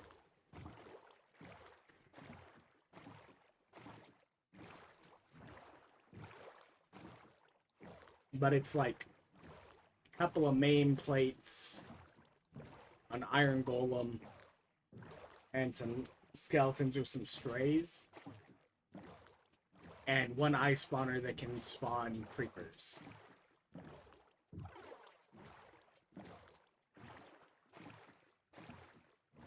And technically, you don't even need the ice spawner. You could do it entirely just using a creeper tower.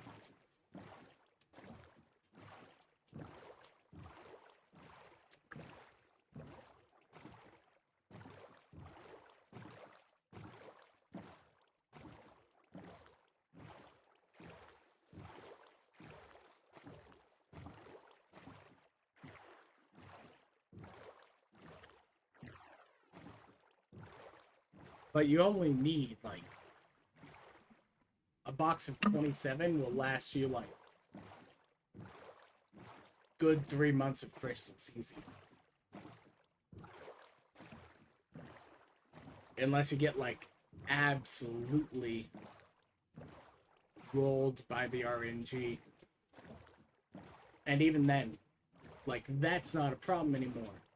Because if you ever get to the point where you're just like, I am not going through the effort of the creeper farm. I'm way enough in the game that none of these crystals should be giving me a problem. Only that one is? Okay.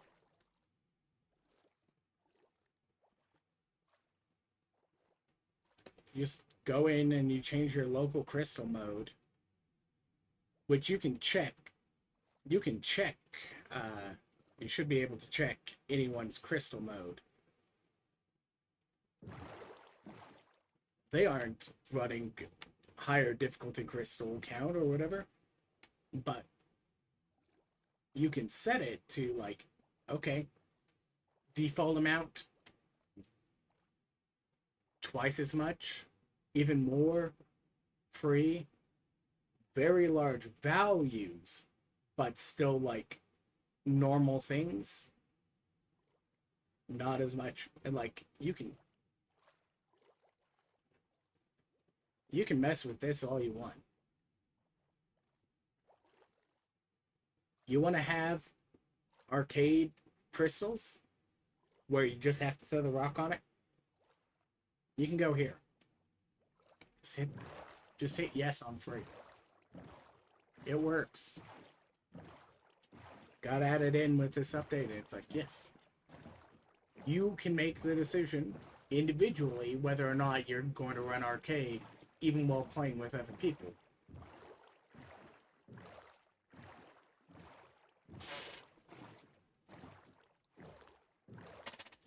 the creeper power, like, it's an interesting concept and I can understand it, but it's very much like it's a gamified version of power,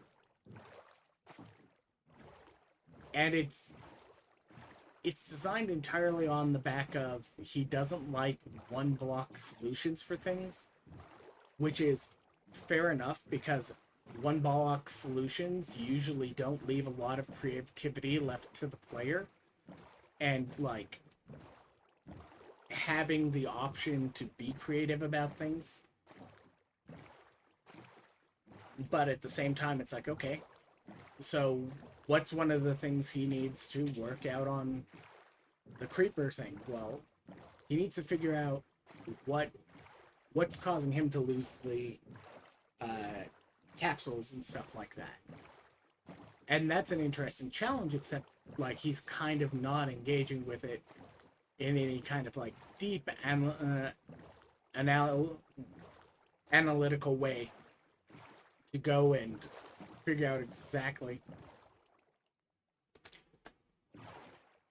what is causing it. And it very much might be like, hey, turns out there's a pretty high variance in just little bits of the angle for like a dispenser launching something, which means like if it just fails to clip the creeper,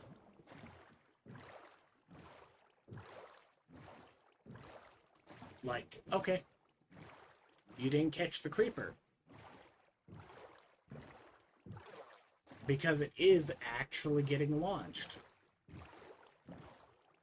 but it's now sitting in there with the creeper, which, like, if he's lighting it, that's going to blow up the item unless the item is specifically immune to explosions. Something nether stars in Bedrock. But he doesn't have his vacuum pickup thing with a delayed one in there that goes, hey, also pick up any loose capsules after X amount of time. All you need to do is have like a vacuum picking up the capsules that didn't work after the little cooldown for picking it back up timer, the one that naturally players get, which is why you have to use the fast pickup augment. Ice. Aw, I can't just get through here. Bummer.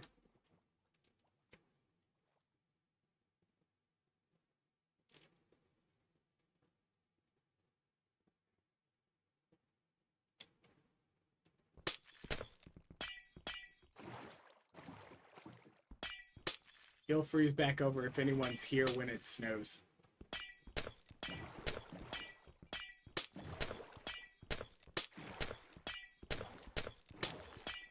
Or not even snows.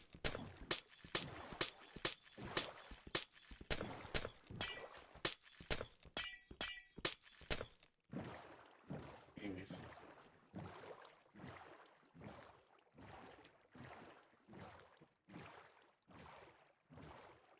So, like, that's one of the things that he needs to solve just a little bit on that. And if he used, instead of, like, a dispenser, which, like, yeah, you can use the dispenser for it, but if he got himself a router with a flinger upgrade, you can very much control exactly where that throws. Believe me, I've made a flinger upgrade that, like, launched off of launch soul shards from a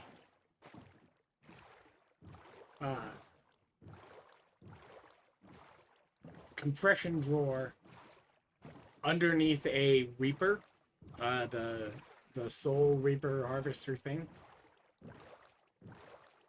and like flung them in an arc directly, so like they landed as a pile directly on top of the black market. Just because I could.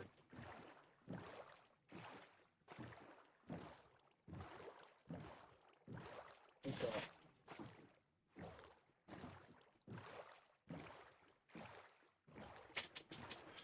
And like, I understand, like, yes, having a upgraded version that doesn't explode and whatnot, but like,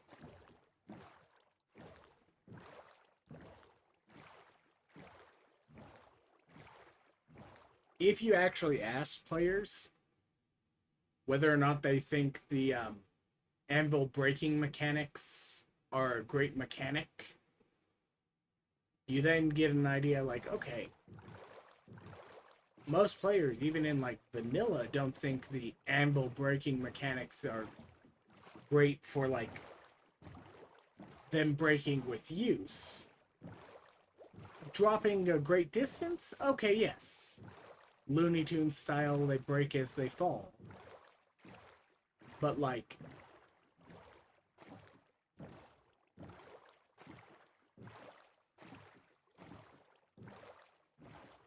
why then does that make a good mechanic when you swap over to something else like the creeper thing? And also, like, with the creeper thing, why isn't it like the metal frame stays intact, but like the glass is blown out on each side when it breaks?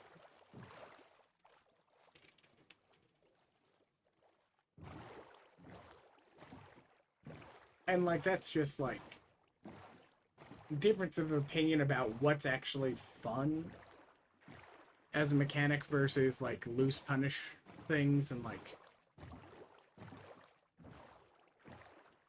I could go on all day about little nitpicks I've built up over the years about what he thinks of as fun in a game and what I think of as fun in a game. And ultimately it comes down to like just a difference of opinion on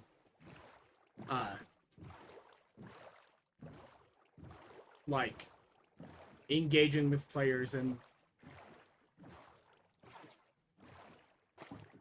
engaging with the play. And it's like, yeah, like,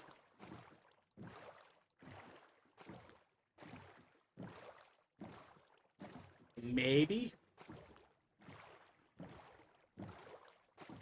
I'm just wrong about some of this, but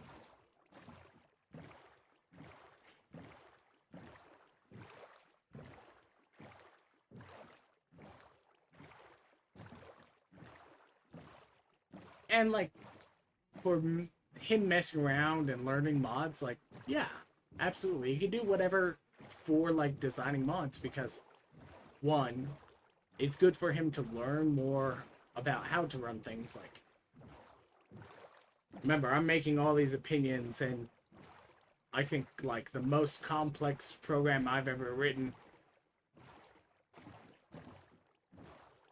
like fully developed, was Hello World, which like, that's not exactly a tough one, given the fact it's I would say programming 101, but really it's programming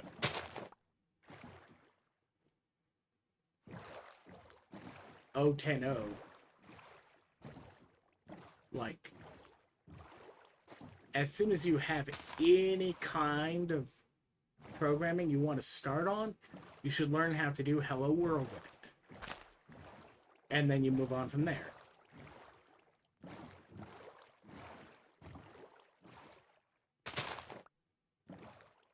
Figures out how to do Hello World in machine code.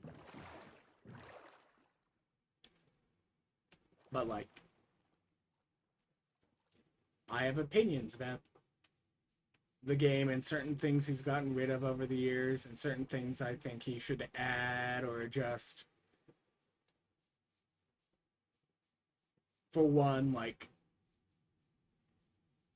I'm sitting here, I'm playing Lucky Hit Life Leech season after season after season. But everyone else is using the lucky hit for the Mono Leech. Like, okay, that might be because Mono Leech is absolutely busted. But that's not necessarily that the lucky hit numbers need adjusted. Like, okay, yes, he is right. The original game design, from the very beginning, lucky hit did have an absolute maximum of 50. Because at the very beginning of Vault Hunters 3, you had 3 sources of lucky hits. Only 3. Shields, 1 out of 200. Swords, I don't remember the exact percentage on that, but swords were a little more common. And then the clover. What did the clover get you? 1/4 of whatever you already had. Okay. So what's the max it could give you? Well, you have to figure out what the max from the other ones were. Max normally would roll 10. Okay, so you could get 5% from the clover. That gives you 25%. But the legendary for the shield, which is still 1 in 200, and then you had to also get it to roll as the legendary on the shield, which even at best was like 5% chance and then 200. So like 1 in 20 times 1 in 200. And then you had to also get that on a sword, which the sword, you were much more likely to get a sword with lucky hit. And then that gave you 50 was your upper cap, because there wasn't any on helms.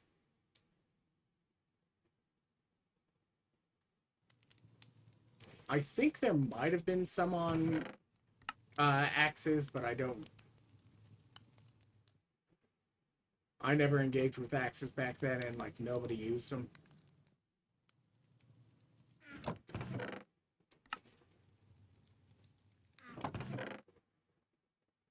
Alright. So I should grow more of those.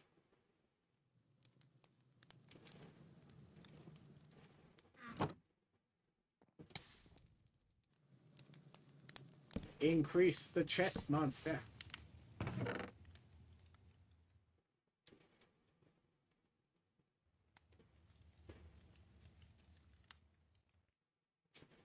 Alright.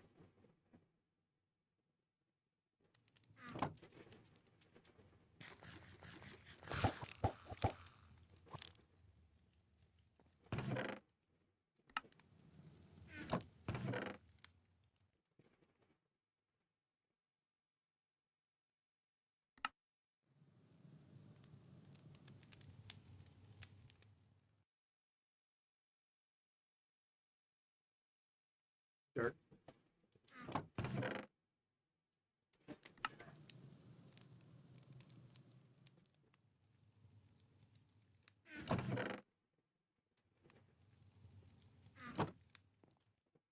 But like,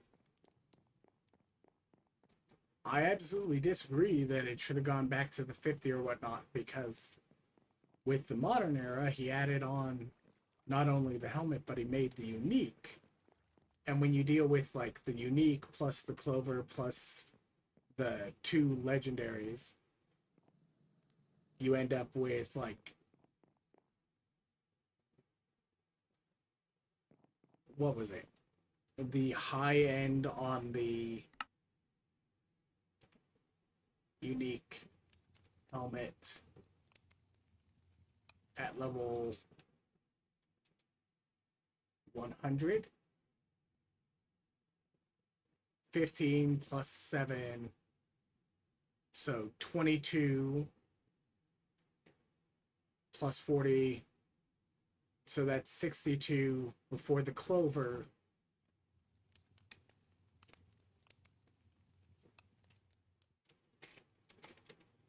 And it's like, okay.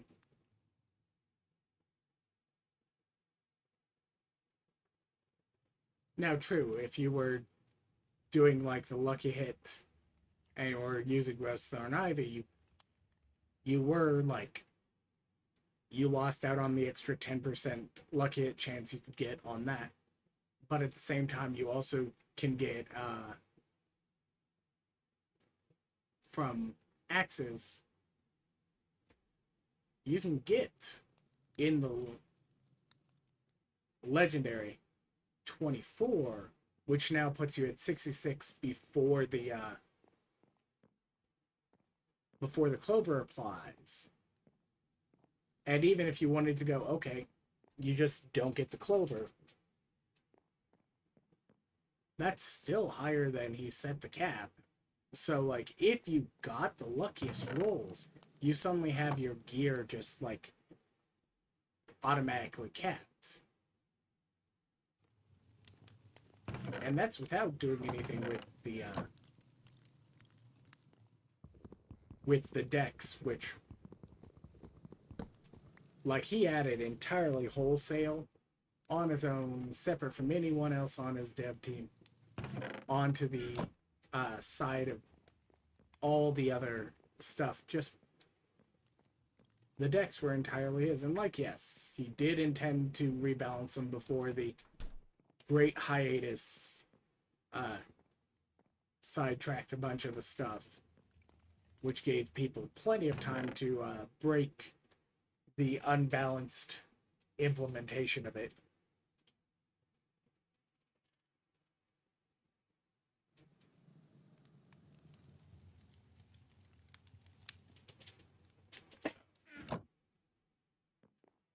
Something. I've got plenty of opinions about what should and should not have happened at different points in the pack, and like, okay, most of my complaints about like lucky hits, you have to take with a grain of salt that I'm an invested player in that mechanic, which means I am not thoroughly objectively looking at it only from a proper balancing standpoint. But at the same time, he managed to nerf that before he nerfed Rampage, which technically hasn't even finished nerfing Rampage yet. That's next update.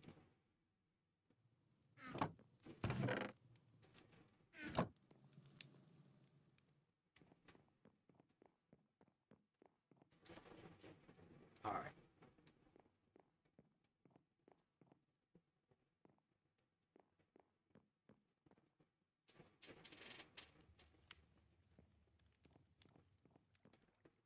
Let's...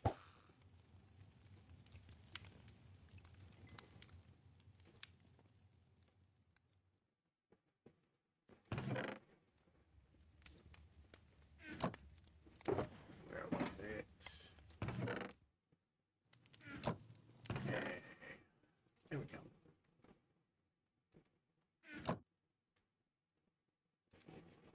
Whoop.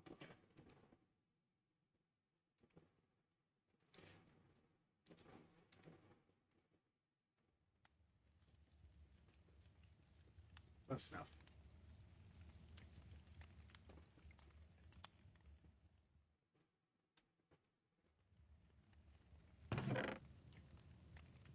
Where did I put that terracotta? Terracotta.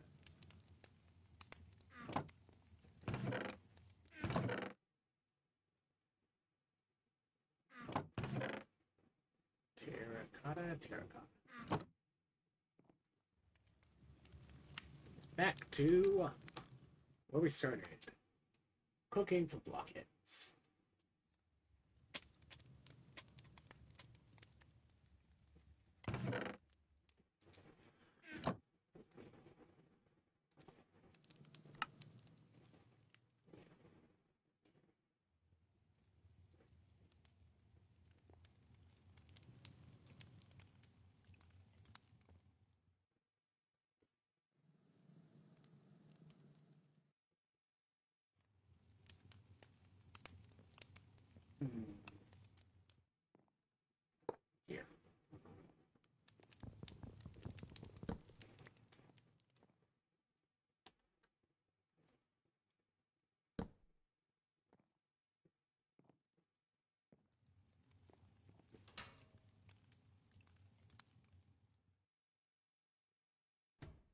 Like, there's no reason for me to actually be making a kitchen that's actually functional, but you know.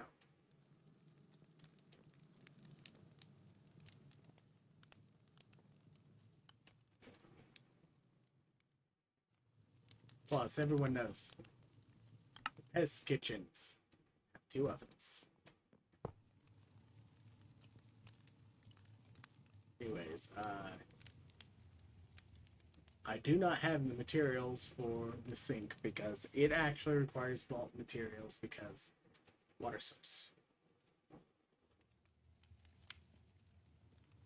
So that's later. But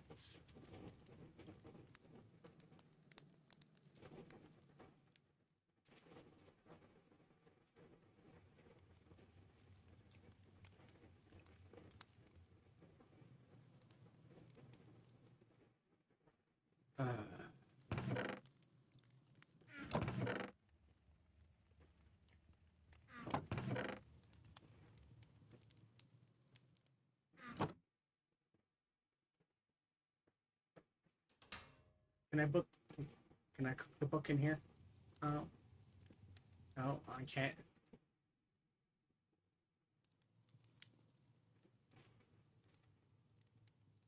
Fine.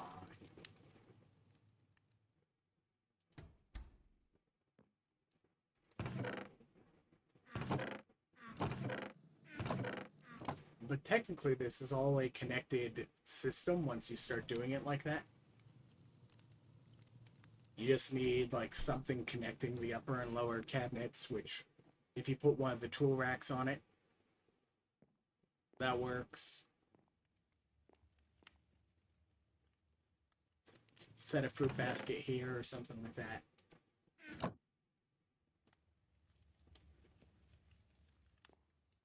Fine.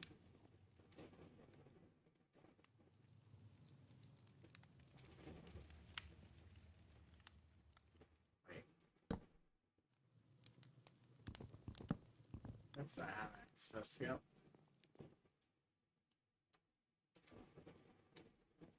I can't just stick it on the campfire. Do I have random pieces of wood that I need to get rid of? No.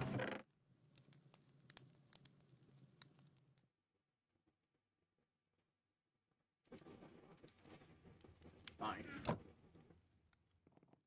Okay.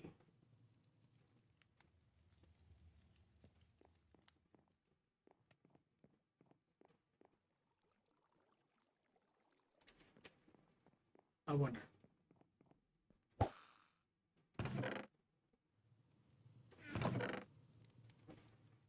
Are coconut husks a... Nope.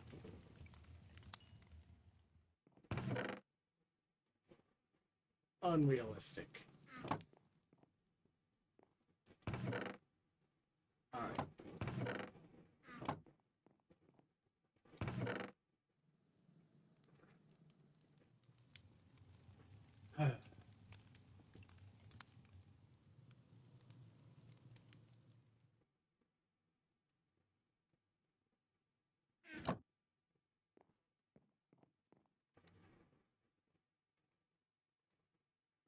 Nah, long term I need the shovel.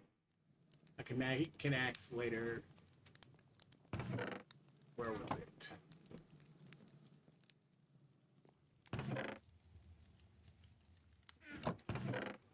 Crafting bench.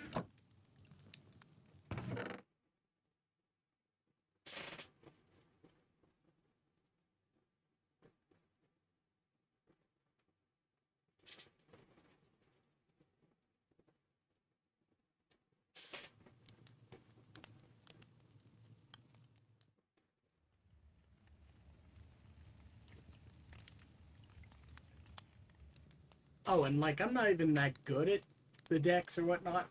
Mainly because I don't want to put in that amount of effort. Like I know what can be done, but like I almost always just use them as an extra resource thing, which like if you get lucky, like inscription pieces, catalyst fragments, any of the higher tier fruit, especially if it's a really doable thing like hordes or something focusable like dungeon mobs, are all decent options. And then once you have that, like, if you get something like hordes for catalyst fragments, you can absolutely turbocharge your gameplay by just running, especially now that we've got just the onslaught ones. You could do onslaught experience ones, and the amount of horde mobs you will kill can like absolutely refill every single catalyst fragment you use to make it. And if you aren't even solo running, if you're running with like somebody else and you're like, hey, I'm going to go this way, we're both going to use this one crystal, and like both of you have some catalyst fragments from hordes, like,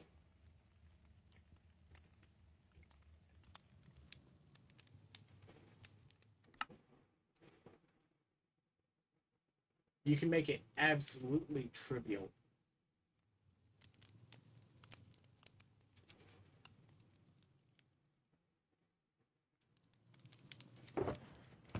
Polished deep slate.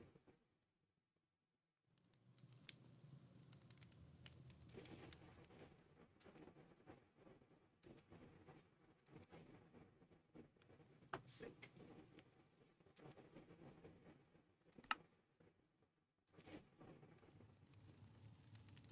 And technically this should be like part of an island here, but I don't even necessarily need to do the island actually using like the kitchen stuff. I could just use one of the table from the table things, and then I could do like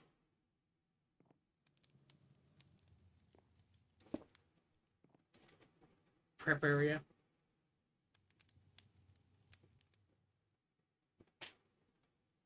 sink,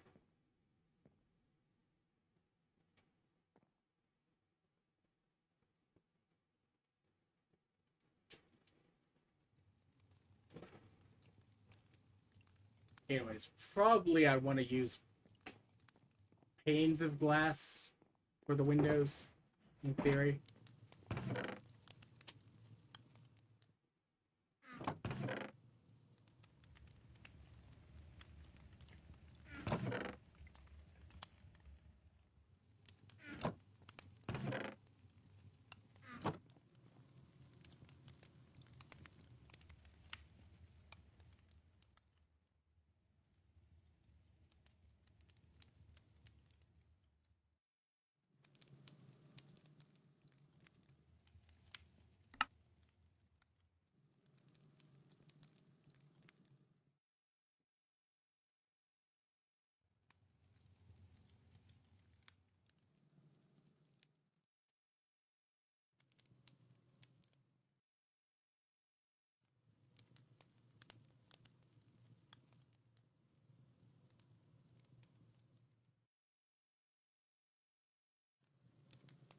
So they don't have frameless panes. Lower. Oh well.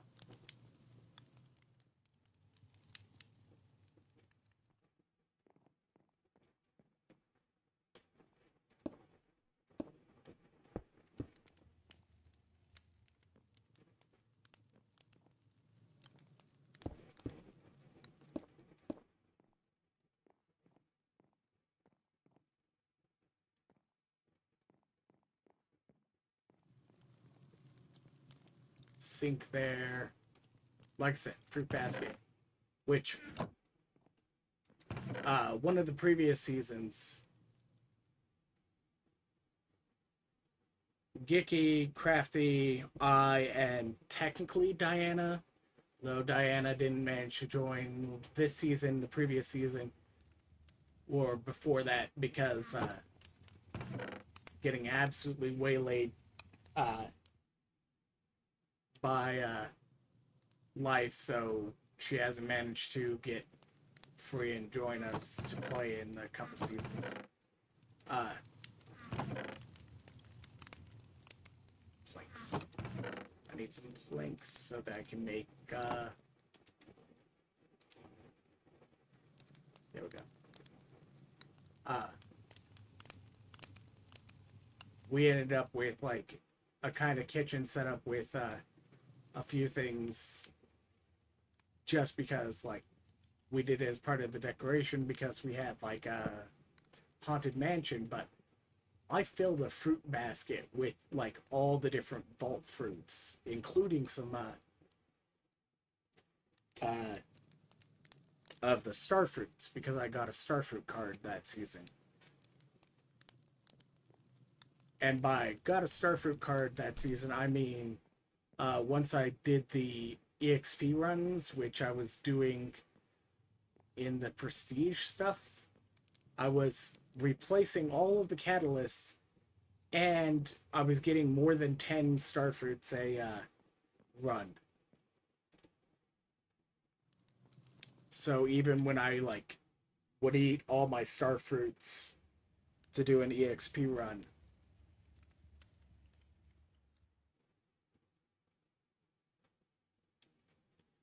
but like I've done the fruit basket play.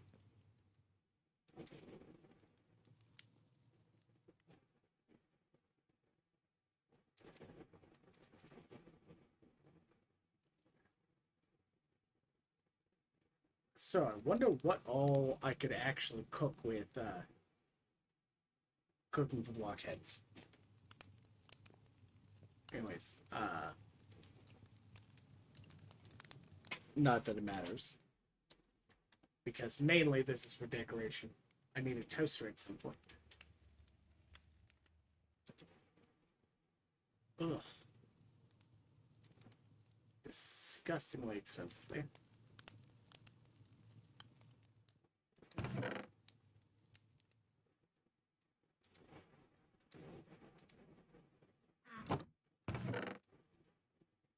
Okay, still got the iron there.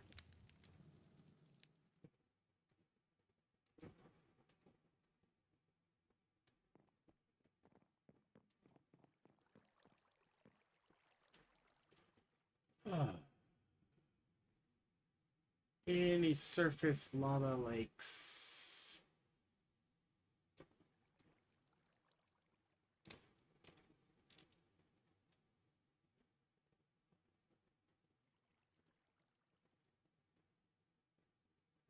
Yep. It's not technically nearby, but it's not horrible.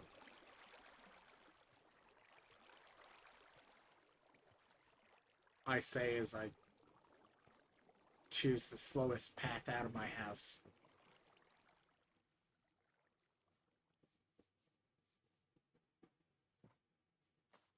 Hi, Enderman. Bye, Enderman.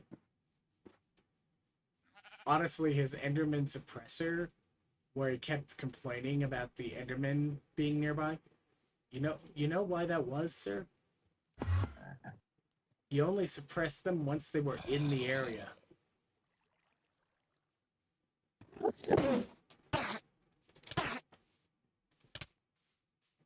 Dang. Almost killed it.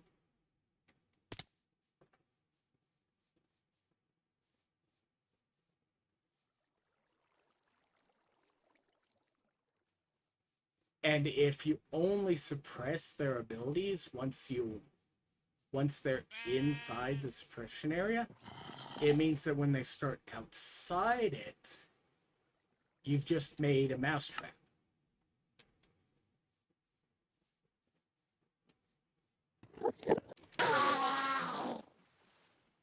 My pearls now, sir.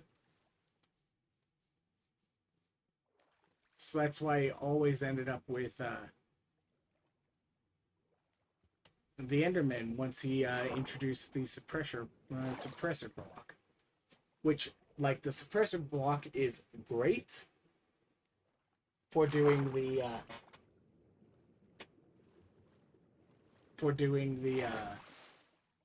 ice spawners with Enderman, but it, like, yeah, you're going to get Enderman teleporting in at the beginning of the day from the natural ones that can spawn around you unless you suppress every single spawn in the area.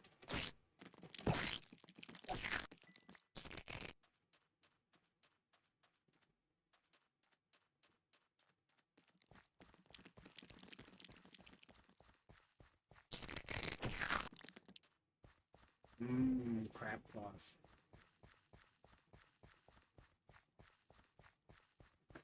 And, like, very few people actually build proper 100% mob suppression using their mega torches, because they tend to just kind of, like, slap the mega torch at the center of their area, and, okay, that gets 64 blocks around it.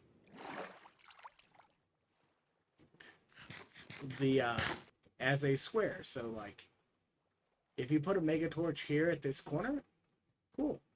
That's 4 chunks that way, 4 chunks, 4 chunks, 4 chunks. But the player's spawn radius, 8 chunks. So even into that little black area, like, sure, they mostly don't move on their own past the 2 blocks out. Where was that lava lake? There's that lava lake. Why did I decide to swim? On my back you get.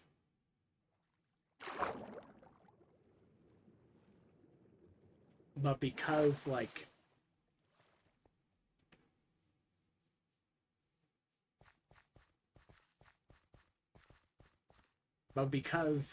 you don't actually suppress all the way to the edge, like, and to be fair, like, it is actually really annoying to get a proper suppression, because, like, it's 64, 64, 64, and then it's also 64 up and down, which means, like, okay, let's not worry about, like, in the bedrock layers. That still means, like, if you're wanting to suppress everything, you're needing to put, like, the torch down at depth 4, and then, like, if you still want a torch center of your area, you then have to have, like, another ring of torches around it, and at that point you've got 9 torches, and that only works up to sea level at that point. Maybe a couple blocks more, like, if you're, like, at 4, it's like, okay, mobs can start spawning here and above.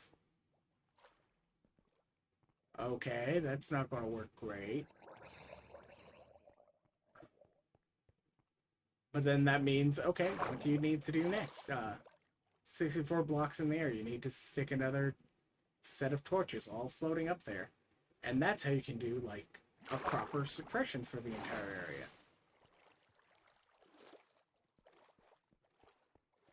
But what if you have, like, a proper base size area? Oh, that might be, like, 16 mega torches.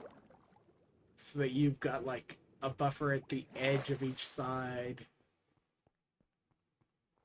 as well as completely in the center of, like, your completely reasonable base area that you're moving around in, putting your storage in, and everything.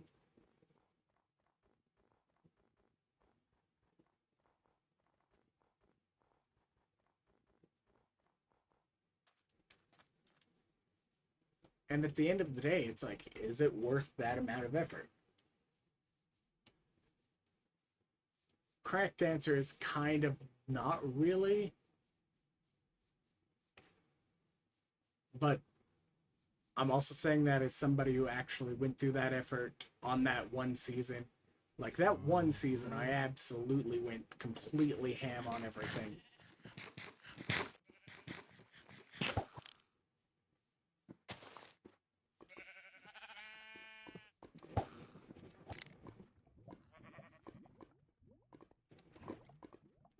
Hot Topic. Wait, that... What?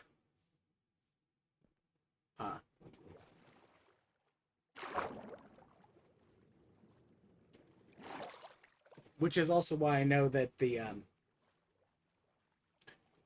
we had a villager in a tower on that build, just sitting there with...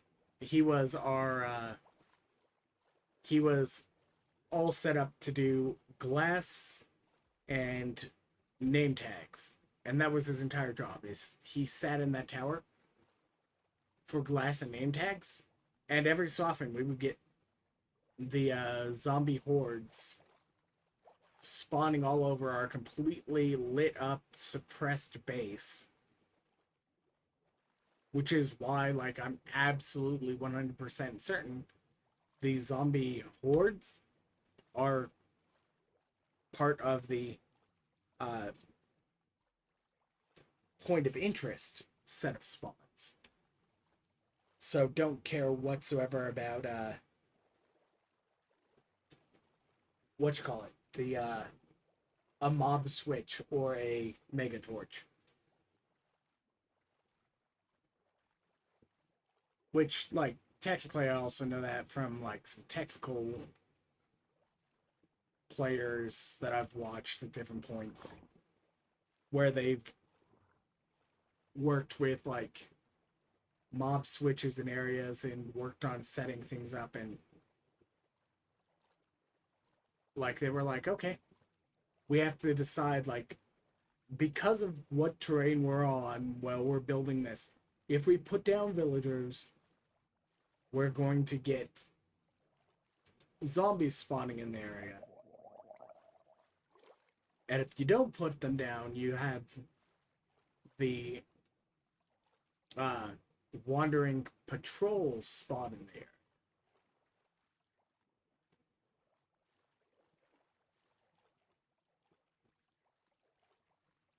And it's like, the point of interest is what separates them, because the point of interest in the area suppresses the patrols, but occasionally spawns the horde knights.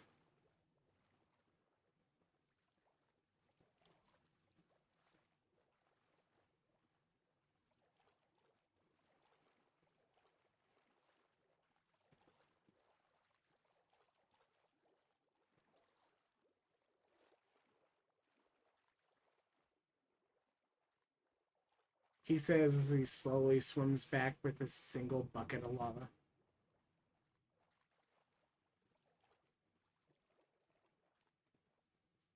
Still, such riveting gameplay, as he continues to avoid doing the one thing that's actually part of this mod pack. Ew, forest grass.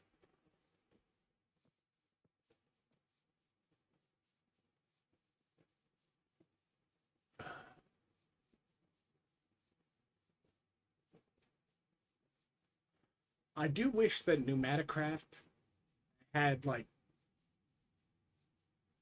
kind of updated their pools so that it wasn't quite so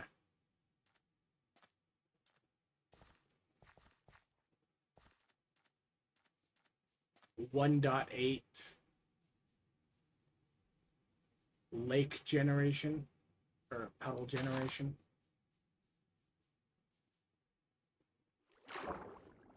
For the design.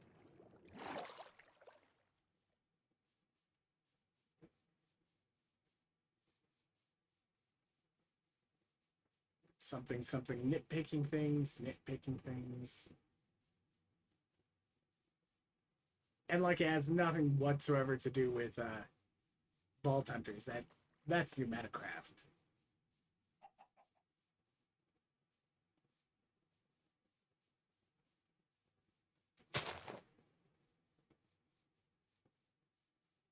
Alright, let's make a toaster.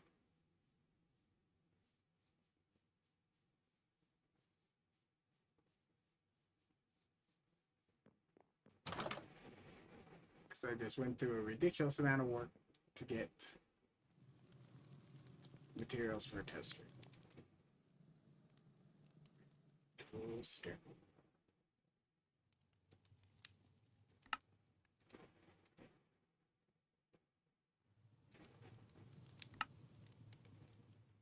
Toaster.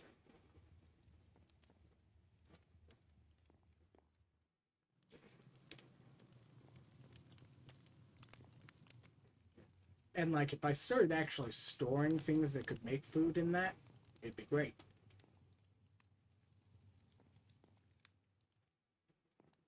Assuming I got a sink in here eventually.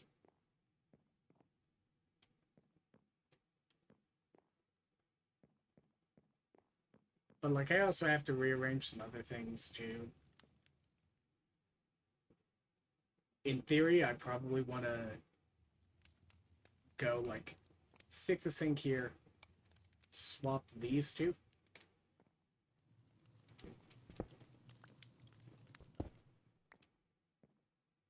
Set the prep area, like, next to the stove.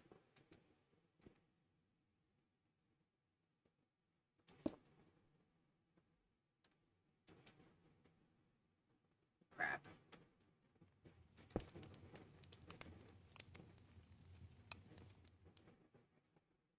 Huh.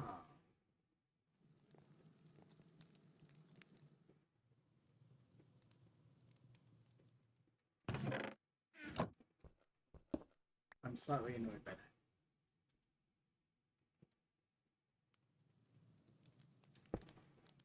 There we go. Now it placed correctly.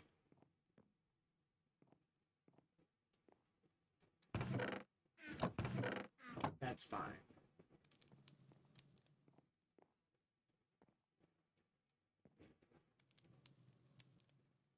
Stick a sink there eventually.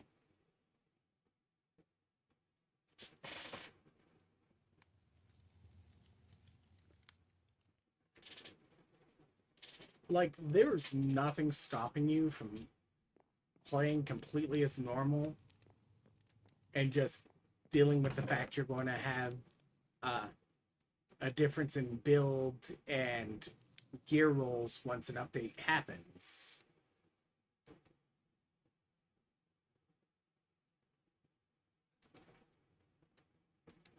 Because truthfully, dealt with that several times over the years. But it's like, yeah, it does feel a little bit jank knowing, like, what, we're now at 2 months from when this update was supposed to first come out or whatever. And, like, I understand, like, this is a small development team now. It's even smaller now in the modern era than before because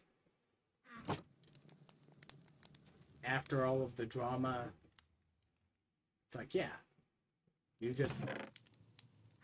more conservative with your development team now, especially because the previous one wasn't entirely on the up and up by the end of it.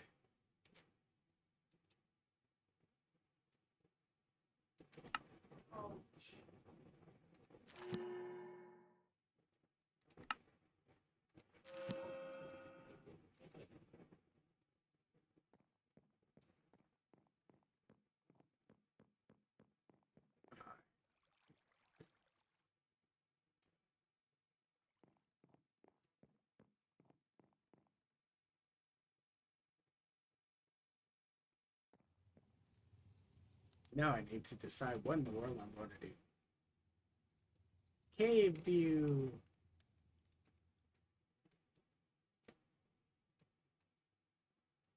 Nothing interesting in the cave view.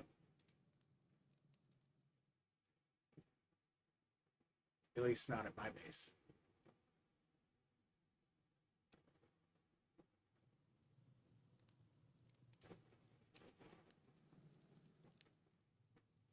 Farming.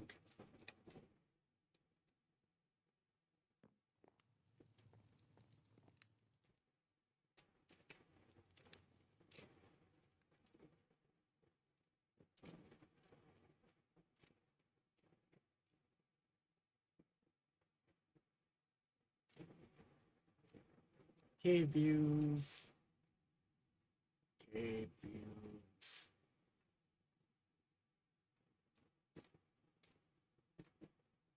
Cave views.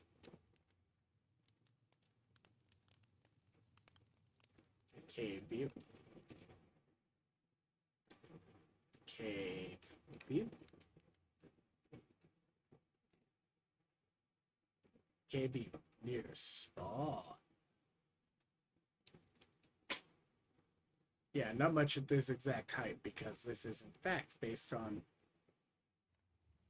the height of the cave mode, and that's based on what my current height is here. And it only shows so many layers below it.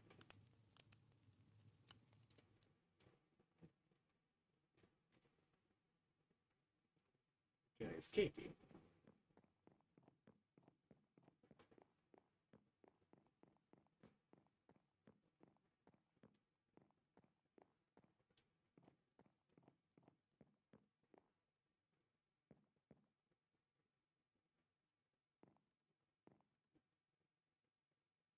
Yeah, I'd have to two-hit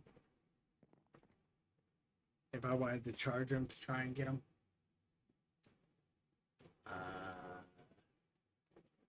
Berries. Also, I can cook the crab claws on the campfire, I believe. Yep. I remember that from a previous season.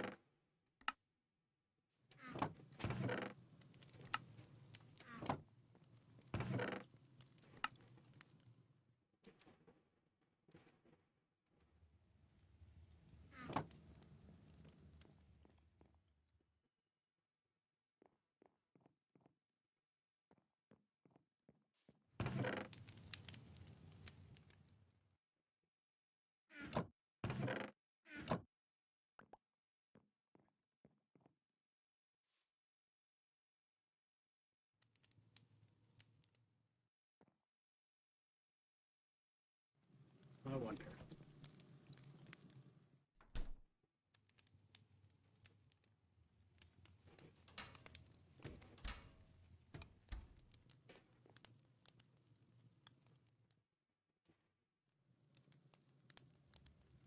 Okay.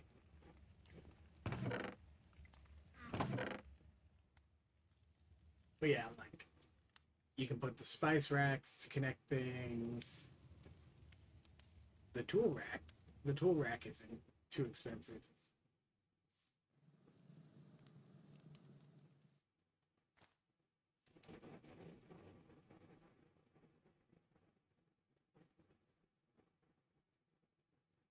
Heat the oven using RF instead of coal.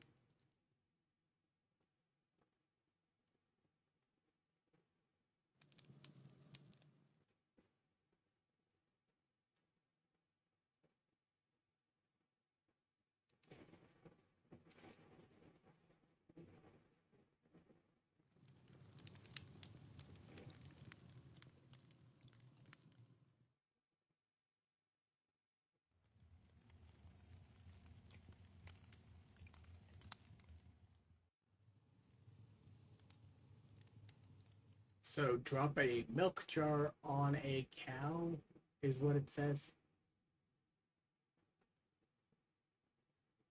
Is how you get the cow in a jar.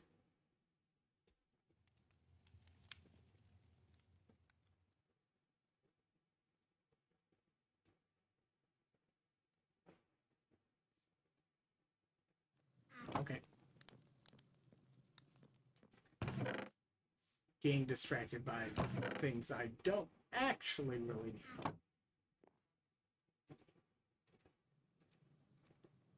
But I mean, isn't that the entire point of a game like this? You don't need to play Vault Hunters, you want to. Ooh, want to play Vault Hunters with us.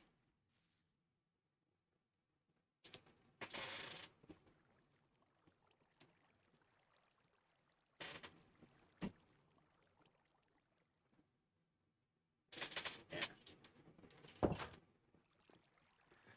They, like, yeah, they've never been great on the communication for like exactly when updates are going to come out, and they're not necessarily great at actually following through with their first estimations. They try and be like they are enthusiastic and do want to actually release on the times that they say they do, but they rarely like rein everything in so that they are like completely focused and manage to commit to that, which is both a good and a bad thing. But like that's been true for over 3 years. Like when he started VH3, you should have already known this about him.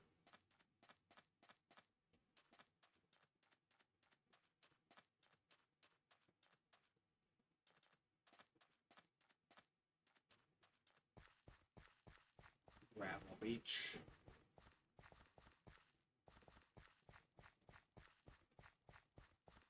Time to go fight a drowned.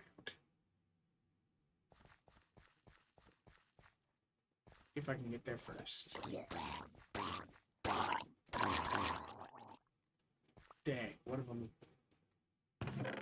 died of natural causes. Alright.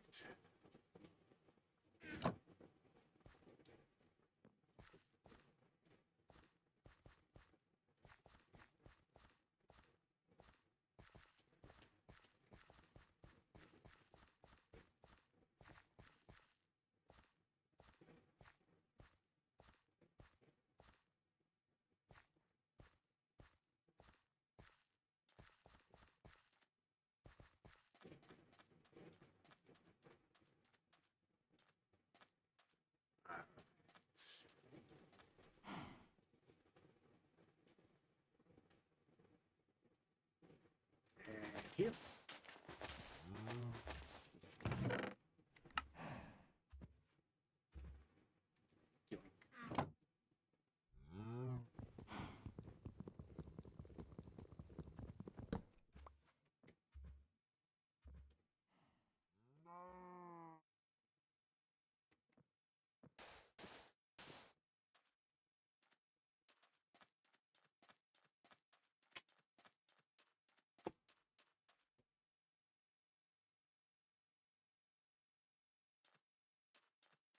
What always throws me off is the fact that's not actually a swimmable liquid, you just sink in it.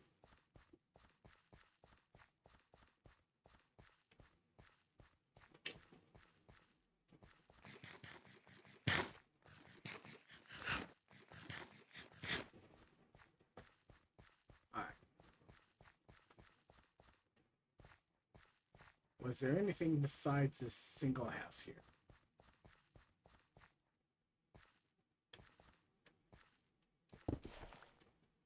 Let's take the magma with us.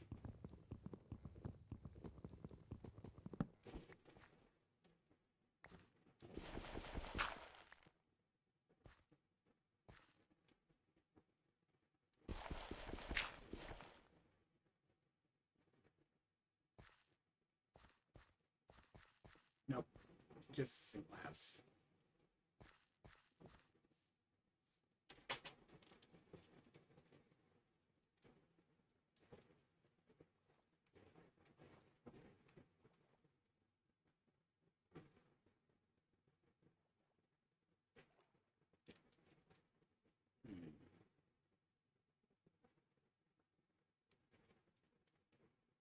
More houses? Or is that a ruined portal? Because normally the magma's not visible on the map unless you actually get a ruined portal. Okay, you can get it if you get something like gravel fell in.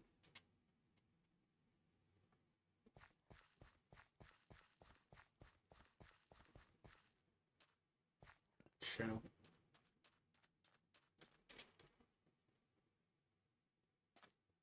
Ruined portal.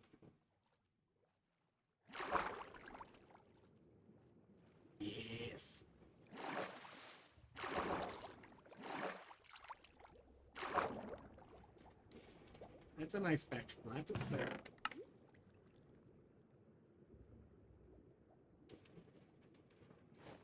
Technically an improvement.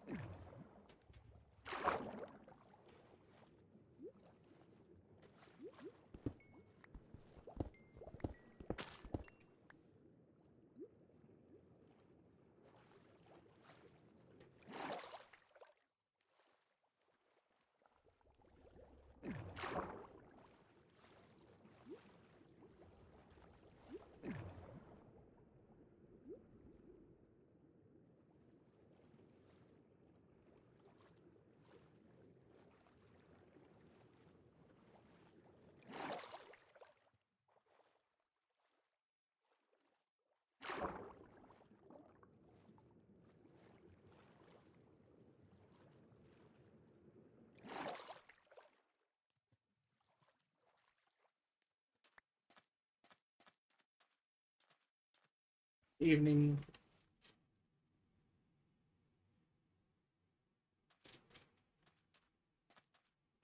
Yeah, eating something would be reasonable.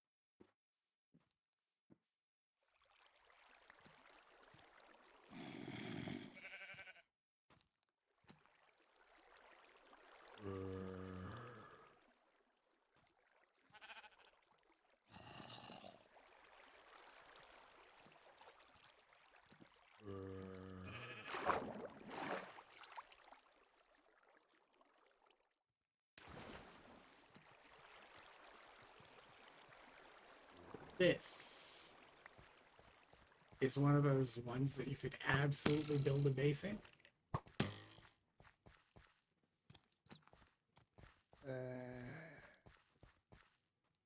Small child chasing me, small child chasing me, small child chasing me.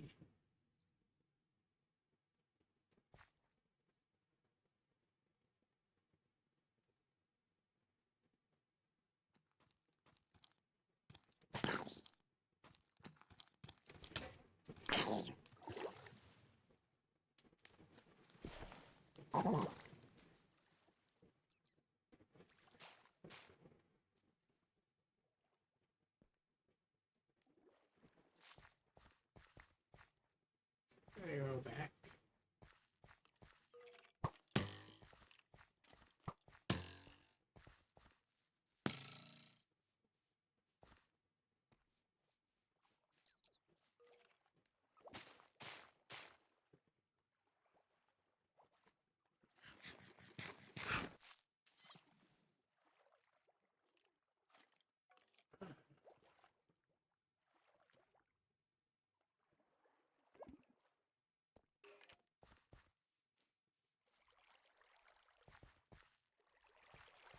Gotta remember.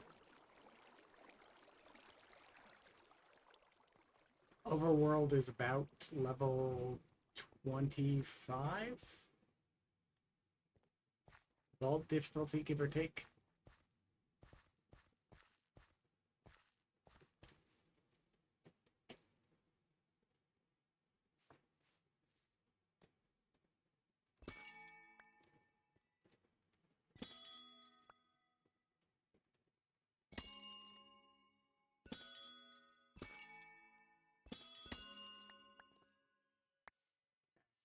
Beasts.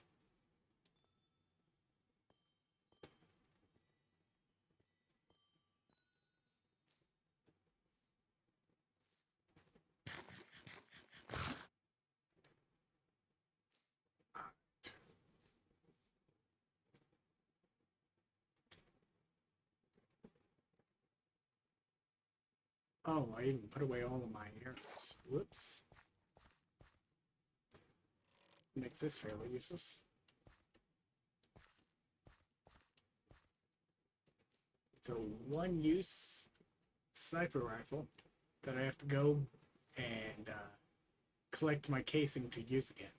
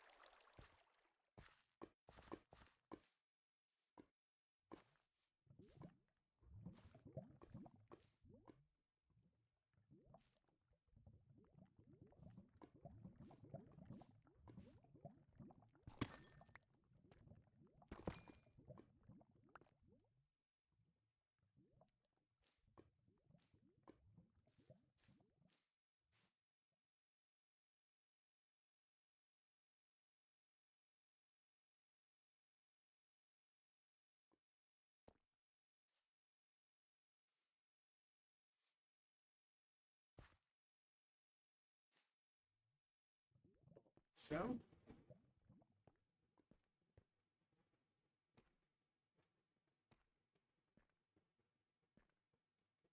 51.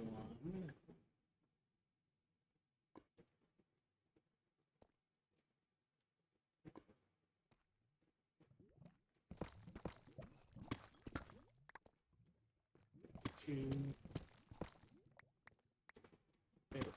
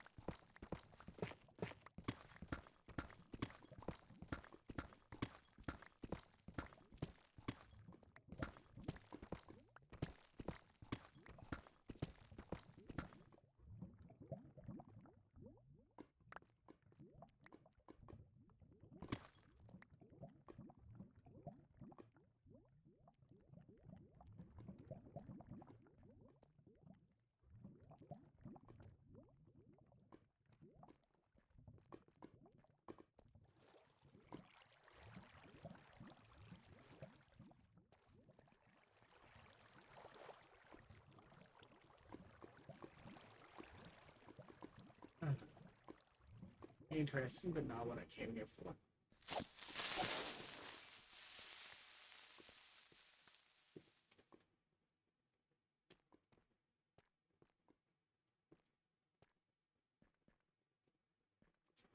What did you come here for? Mistaken assumption that I was going to find a lava lake. So I could get some obsidian and make a nether portal. And go and get myself a blaze rod or two. Yes, yes. I'd be better off just getting it from a flesh fest. Flesh chest. Flesh chest.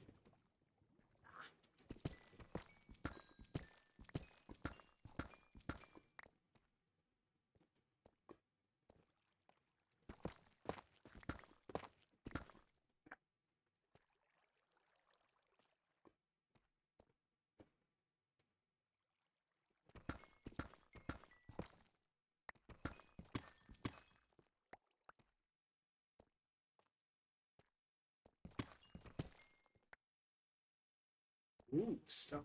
Okay. Unfortunately, I think its health is too high for a single piercing arrow to do it.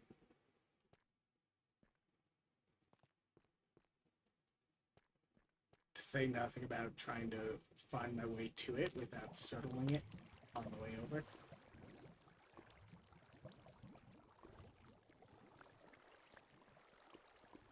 especially because it's like somewhere up there in the greater caves. Anyways,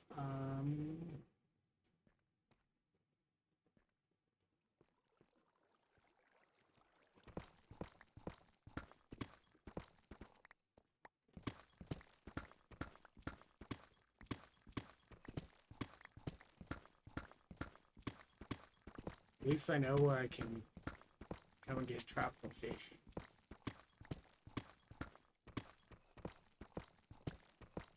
Ooh, gold.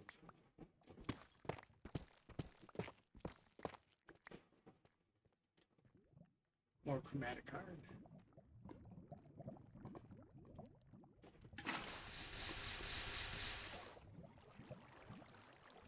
Yeah, that seems about right.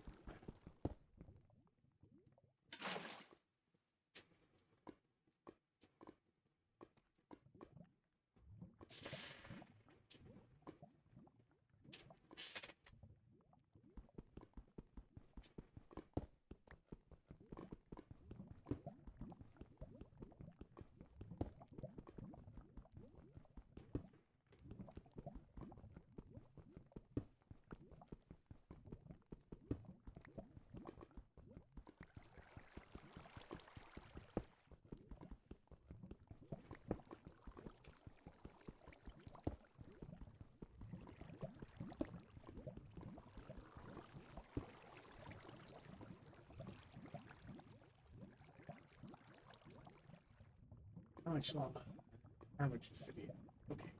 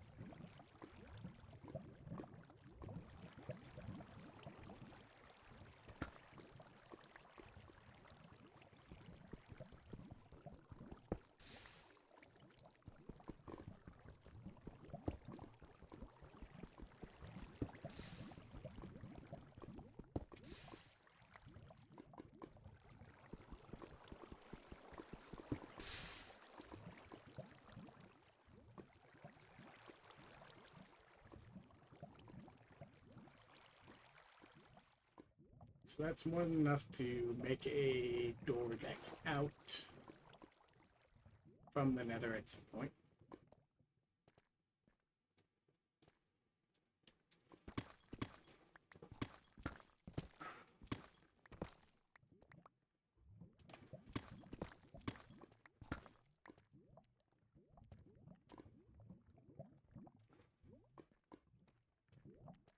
So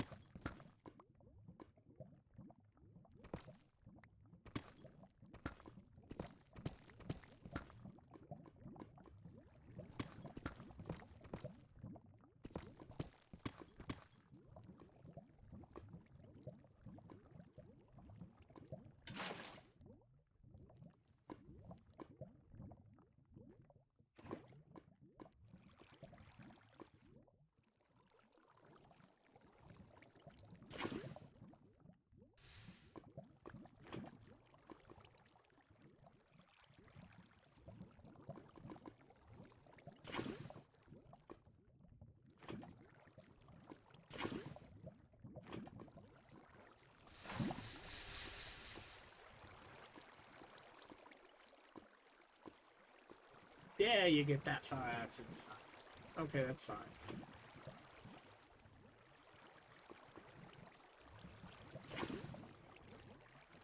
Like, I don't have to be lava casting this anyways.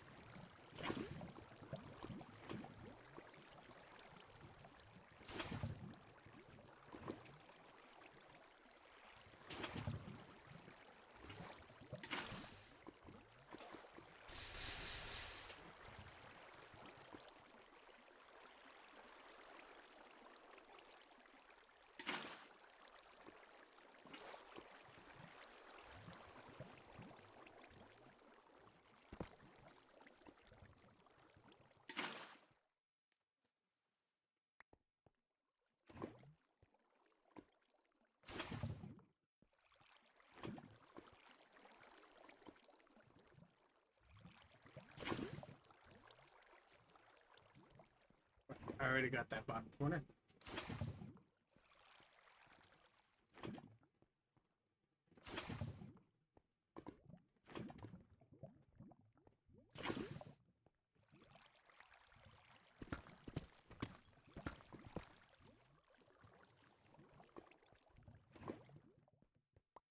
Lava.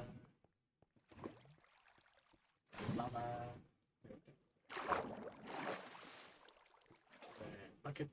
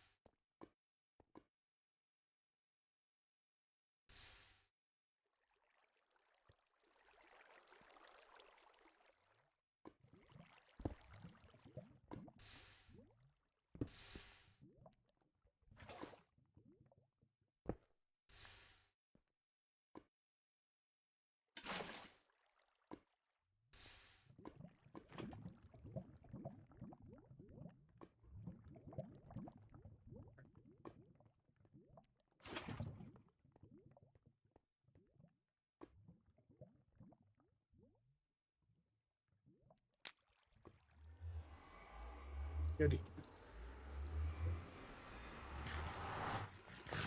Eat some fish, then goody. Did I put my crab away? I think I put the crab away. Coconut.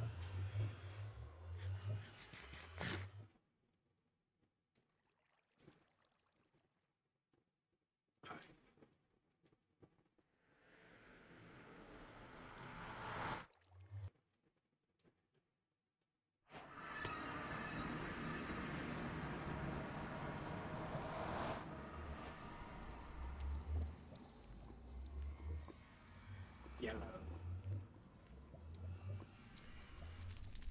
It's quite yellow.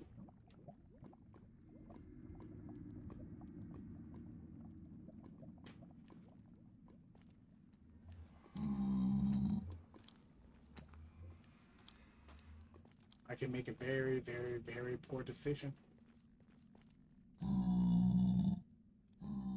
Very rapidly. Alright.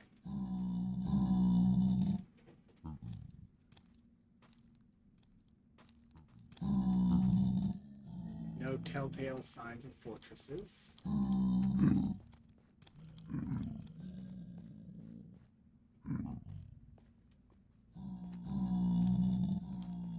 We've been using the cave view.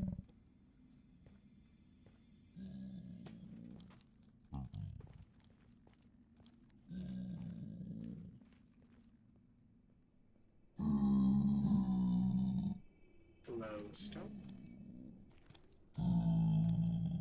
Except that's...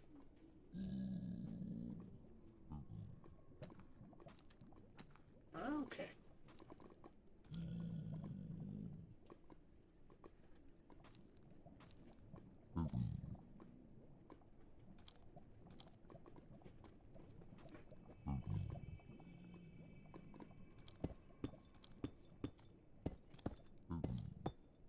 Time to provide target practice.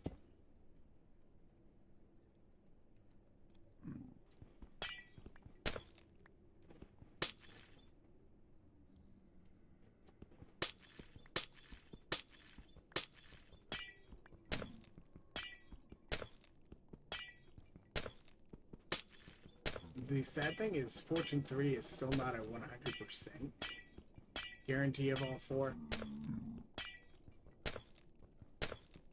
It's a fairly high chance, but technically I'm losing a little bit as I do this. Not that it matters, because like 90% of what we get for glowstone in this mod pack is witch drops.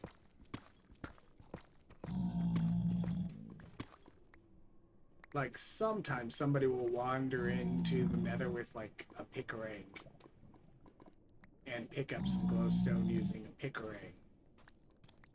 But, I mean, I can now make the fancy lights.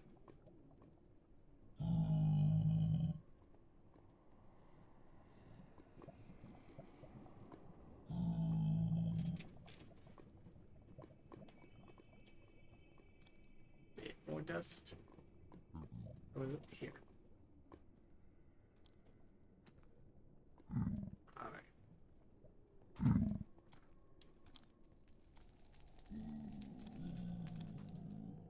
Time for me to regret my life choices.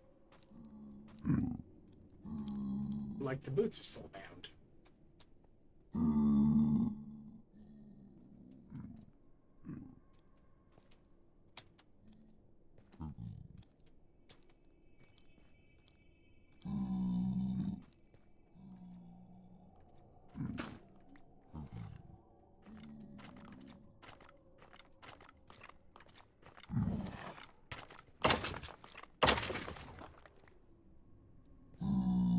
Okay, I don't like this biome. Don't like this biome.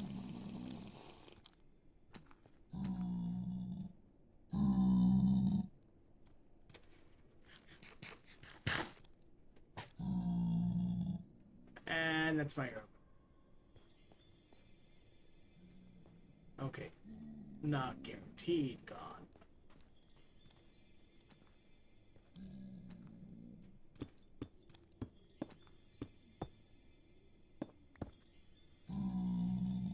Got my arrow back. But the fact that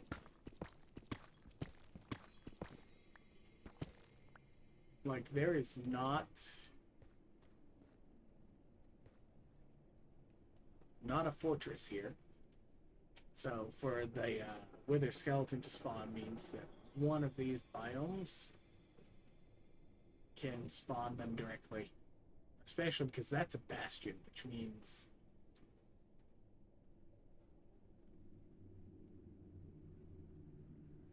okay. So there's a bastion in this quadrant, but there could be what you call it, fortresses in the one north.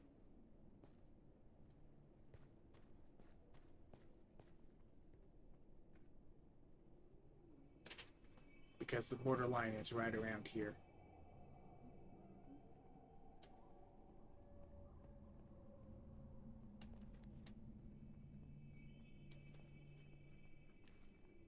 For the subdivision of fortress and bastion spawn zones.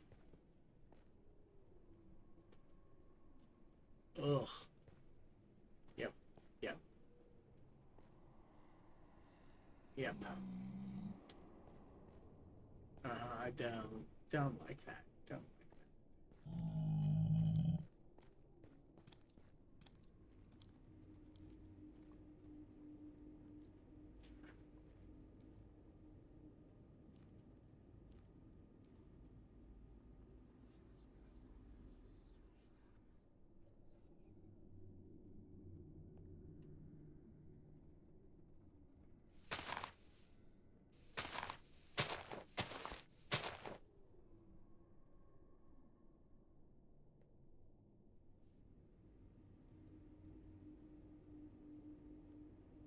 Don't fall through the trees. Don't fall.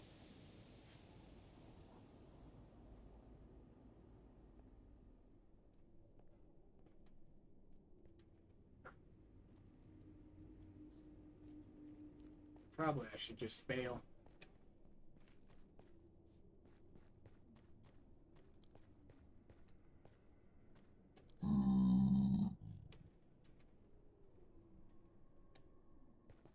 Take my obsidian. Get myself out of the nether.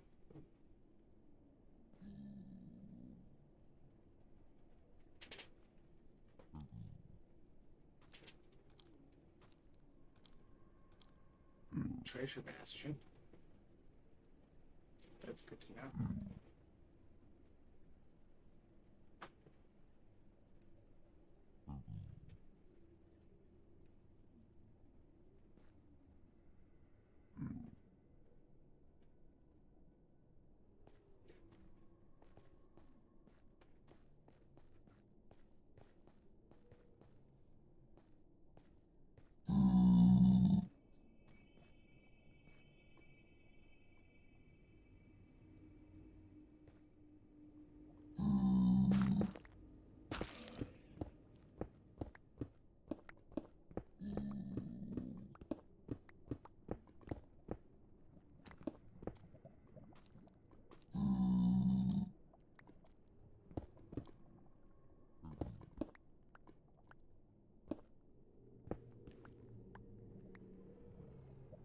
That's not going to get me through the lava lake.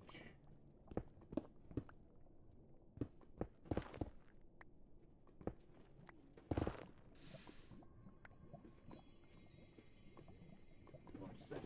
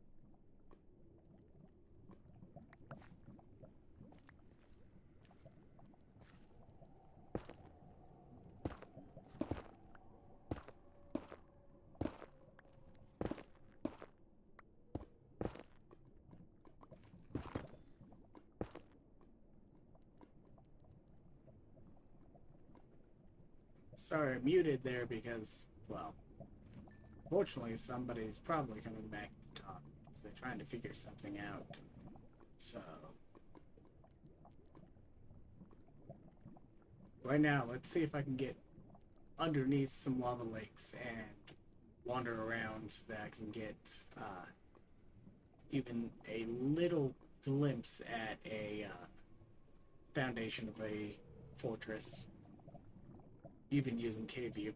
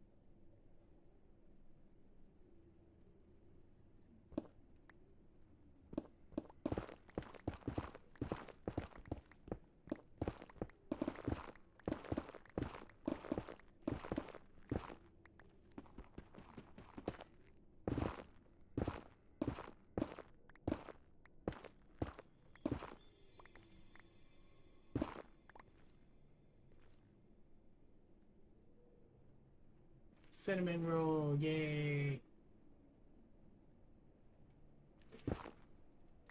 3 of them so far. Quartz.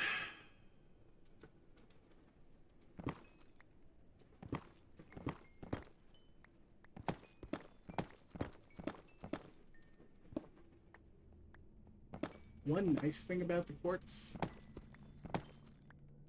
is it is convertible using the compression upgrades. So if you make your quartz into quartz blocks, which is the 2x2 recipe, you can easily convert and store it.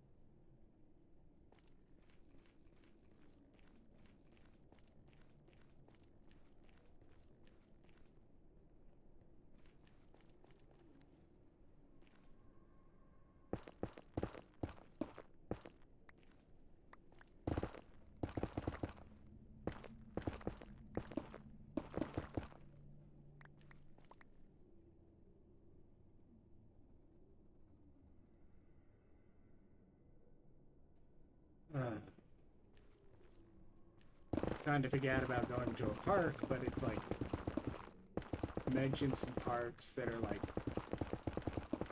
way out of the way.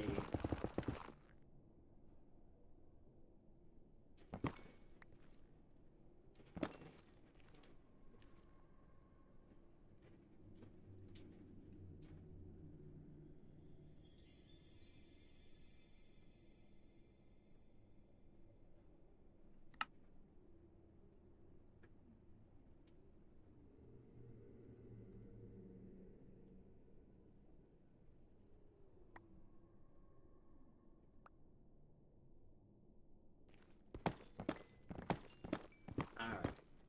5 minutes. Fine.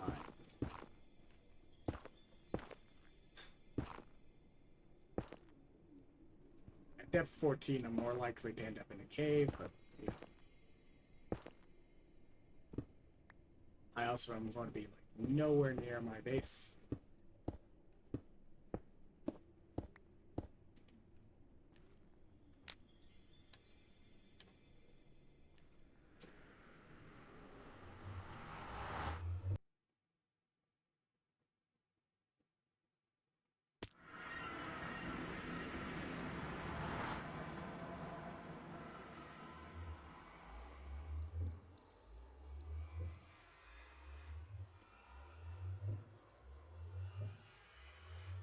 Okay, that wasn't a terrible exit. Who am I kidding? I'm stranded on an ice bag.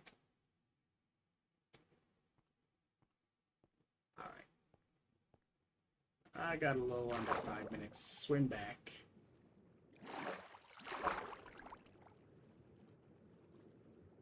With a full inventory.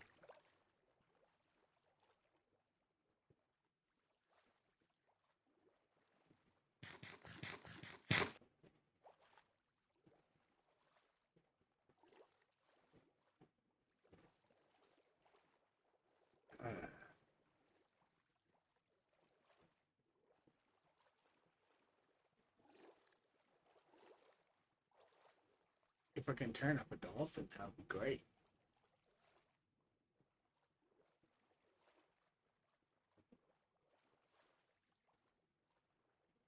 But that dolphin spawned away. I need the dolphin to spawn near me. So it can make sense for me to dart around to it.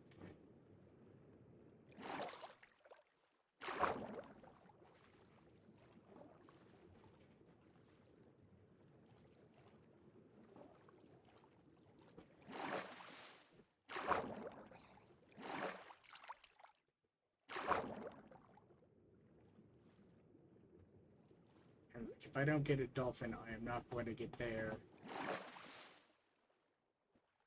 in time. Like, with a dolphin, I'll be close. I have now made a very poor decision. But I gotta commit. Swim under the iceberg surface.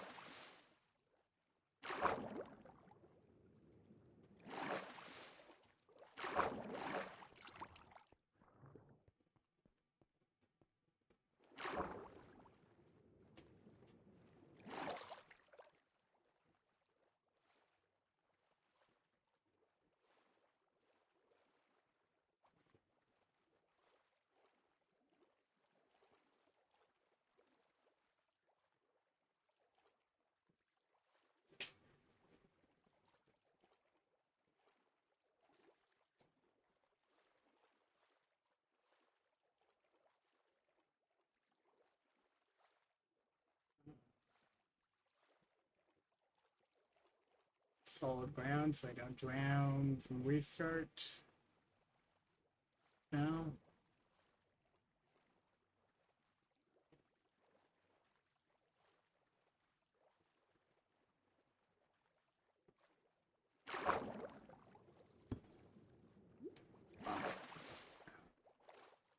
Can't find solid ground. Store-bought is fine.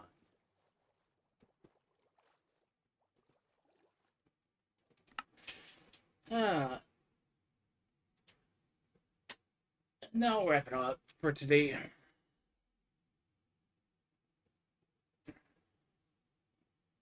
Really can't wait for that patch. I understand they do want to get out the changelog, and they want to do it live on and talk about it. But like when the entire PR team is Isco, like, okay, yeah, the entire thing is his brainchild, so like I understand. But sometimes it might be nice if like he could bring people in to do the patch notes, even as like just a YouTube video getting uploaded. But like I understand why not.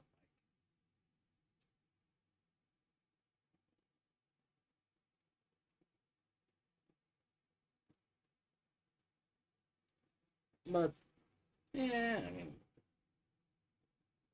as we can see, I can find ways to waste time. And I'm not going to be worse for wear for it because I hit 100 by the end of last season. I wasted several days. I mean, what was it? Day 43, I ran 3 Chaos Vaults, died in all of them.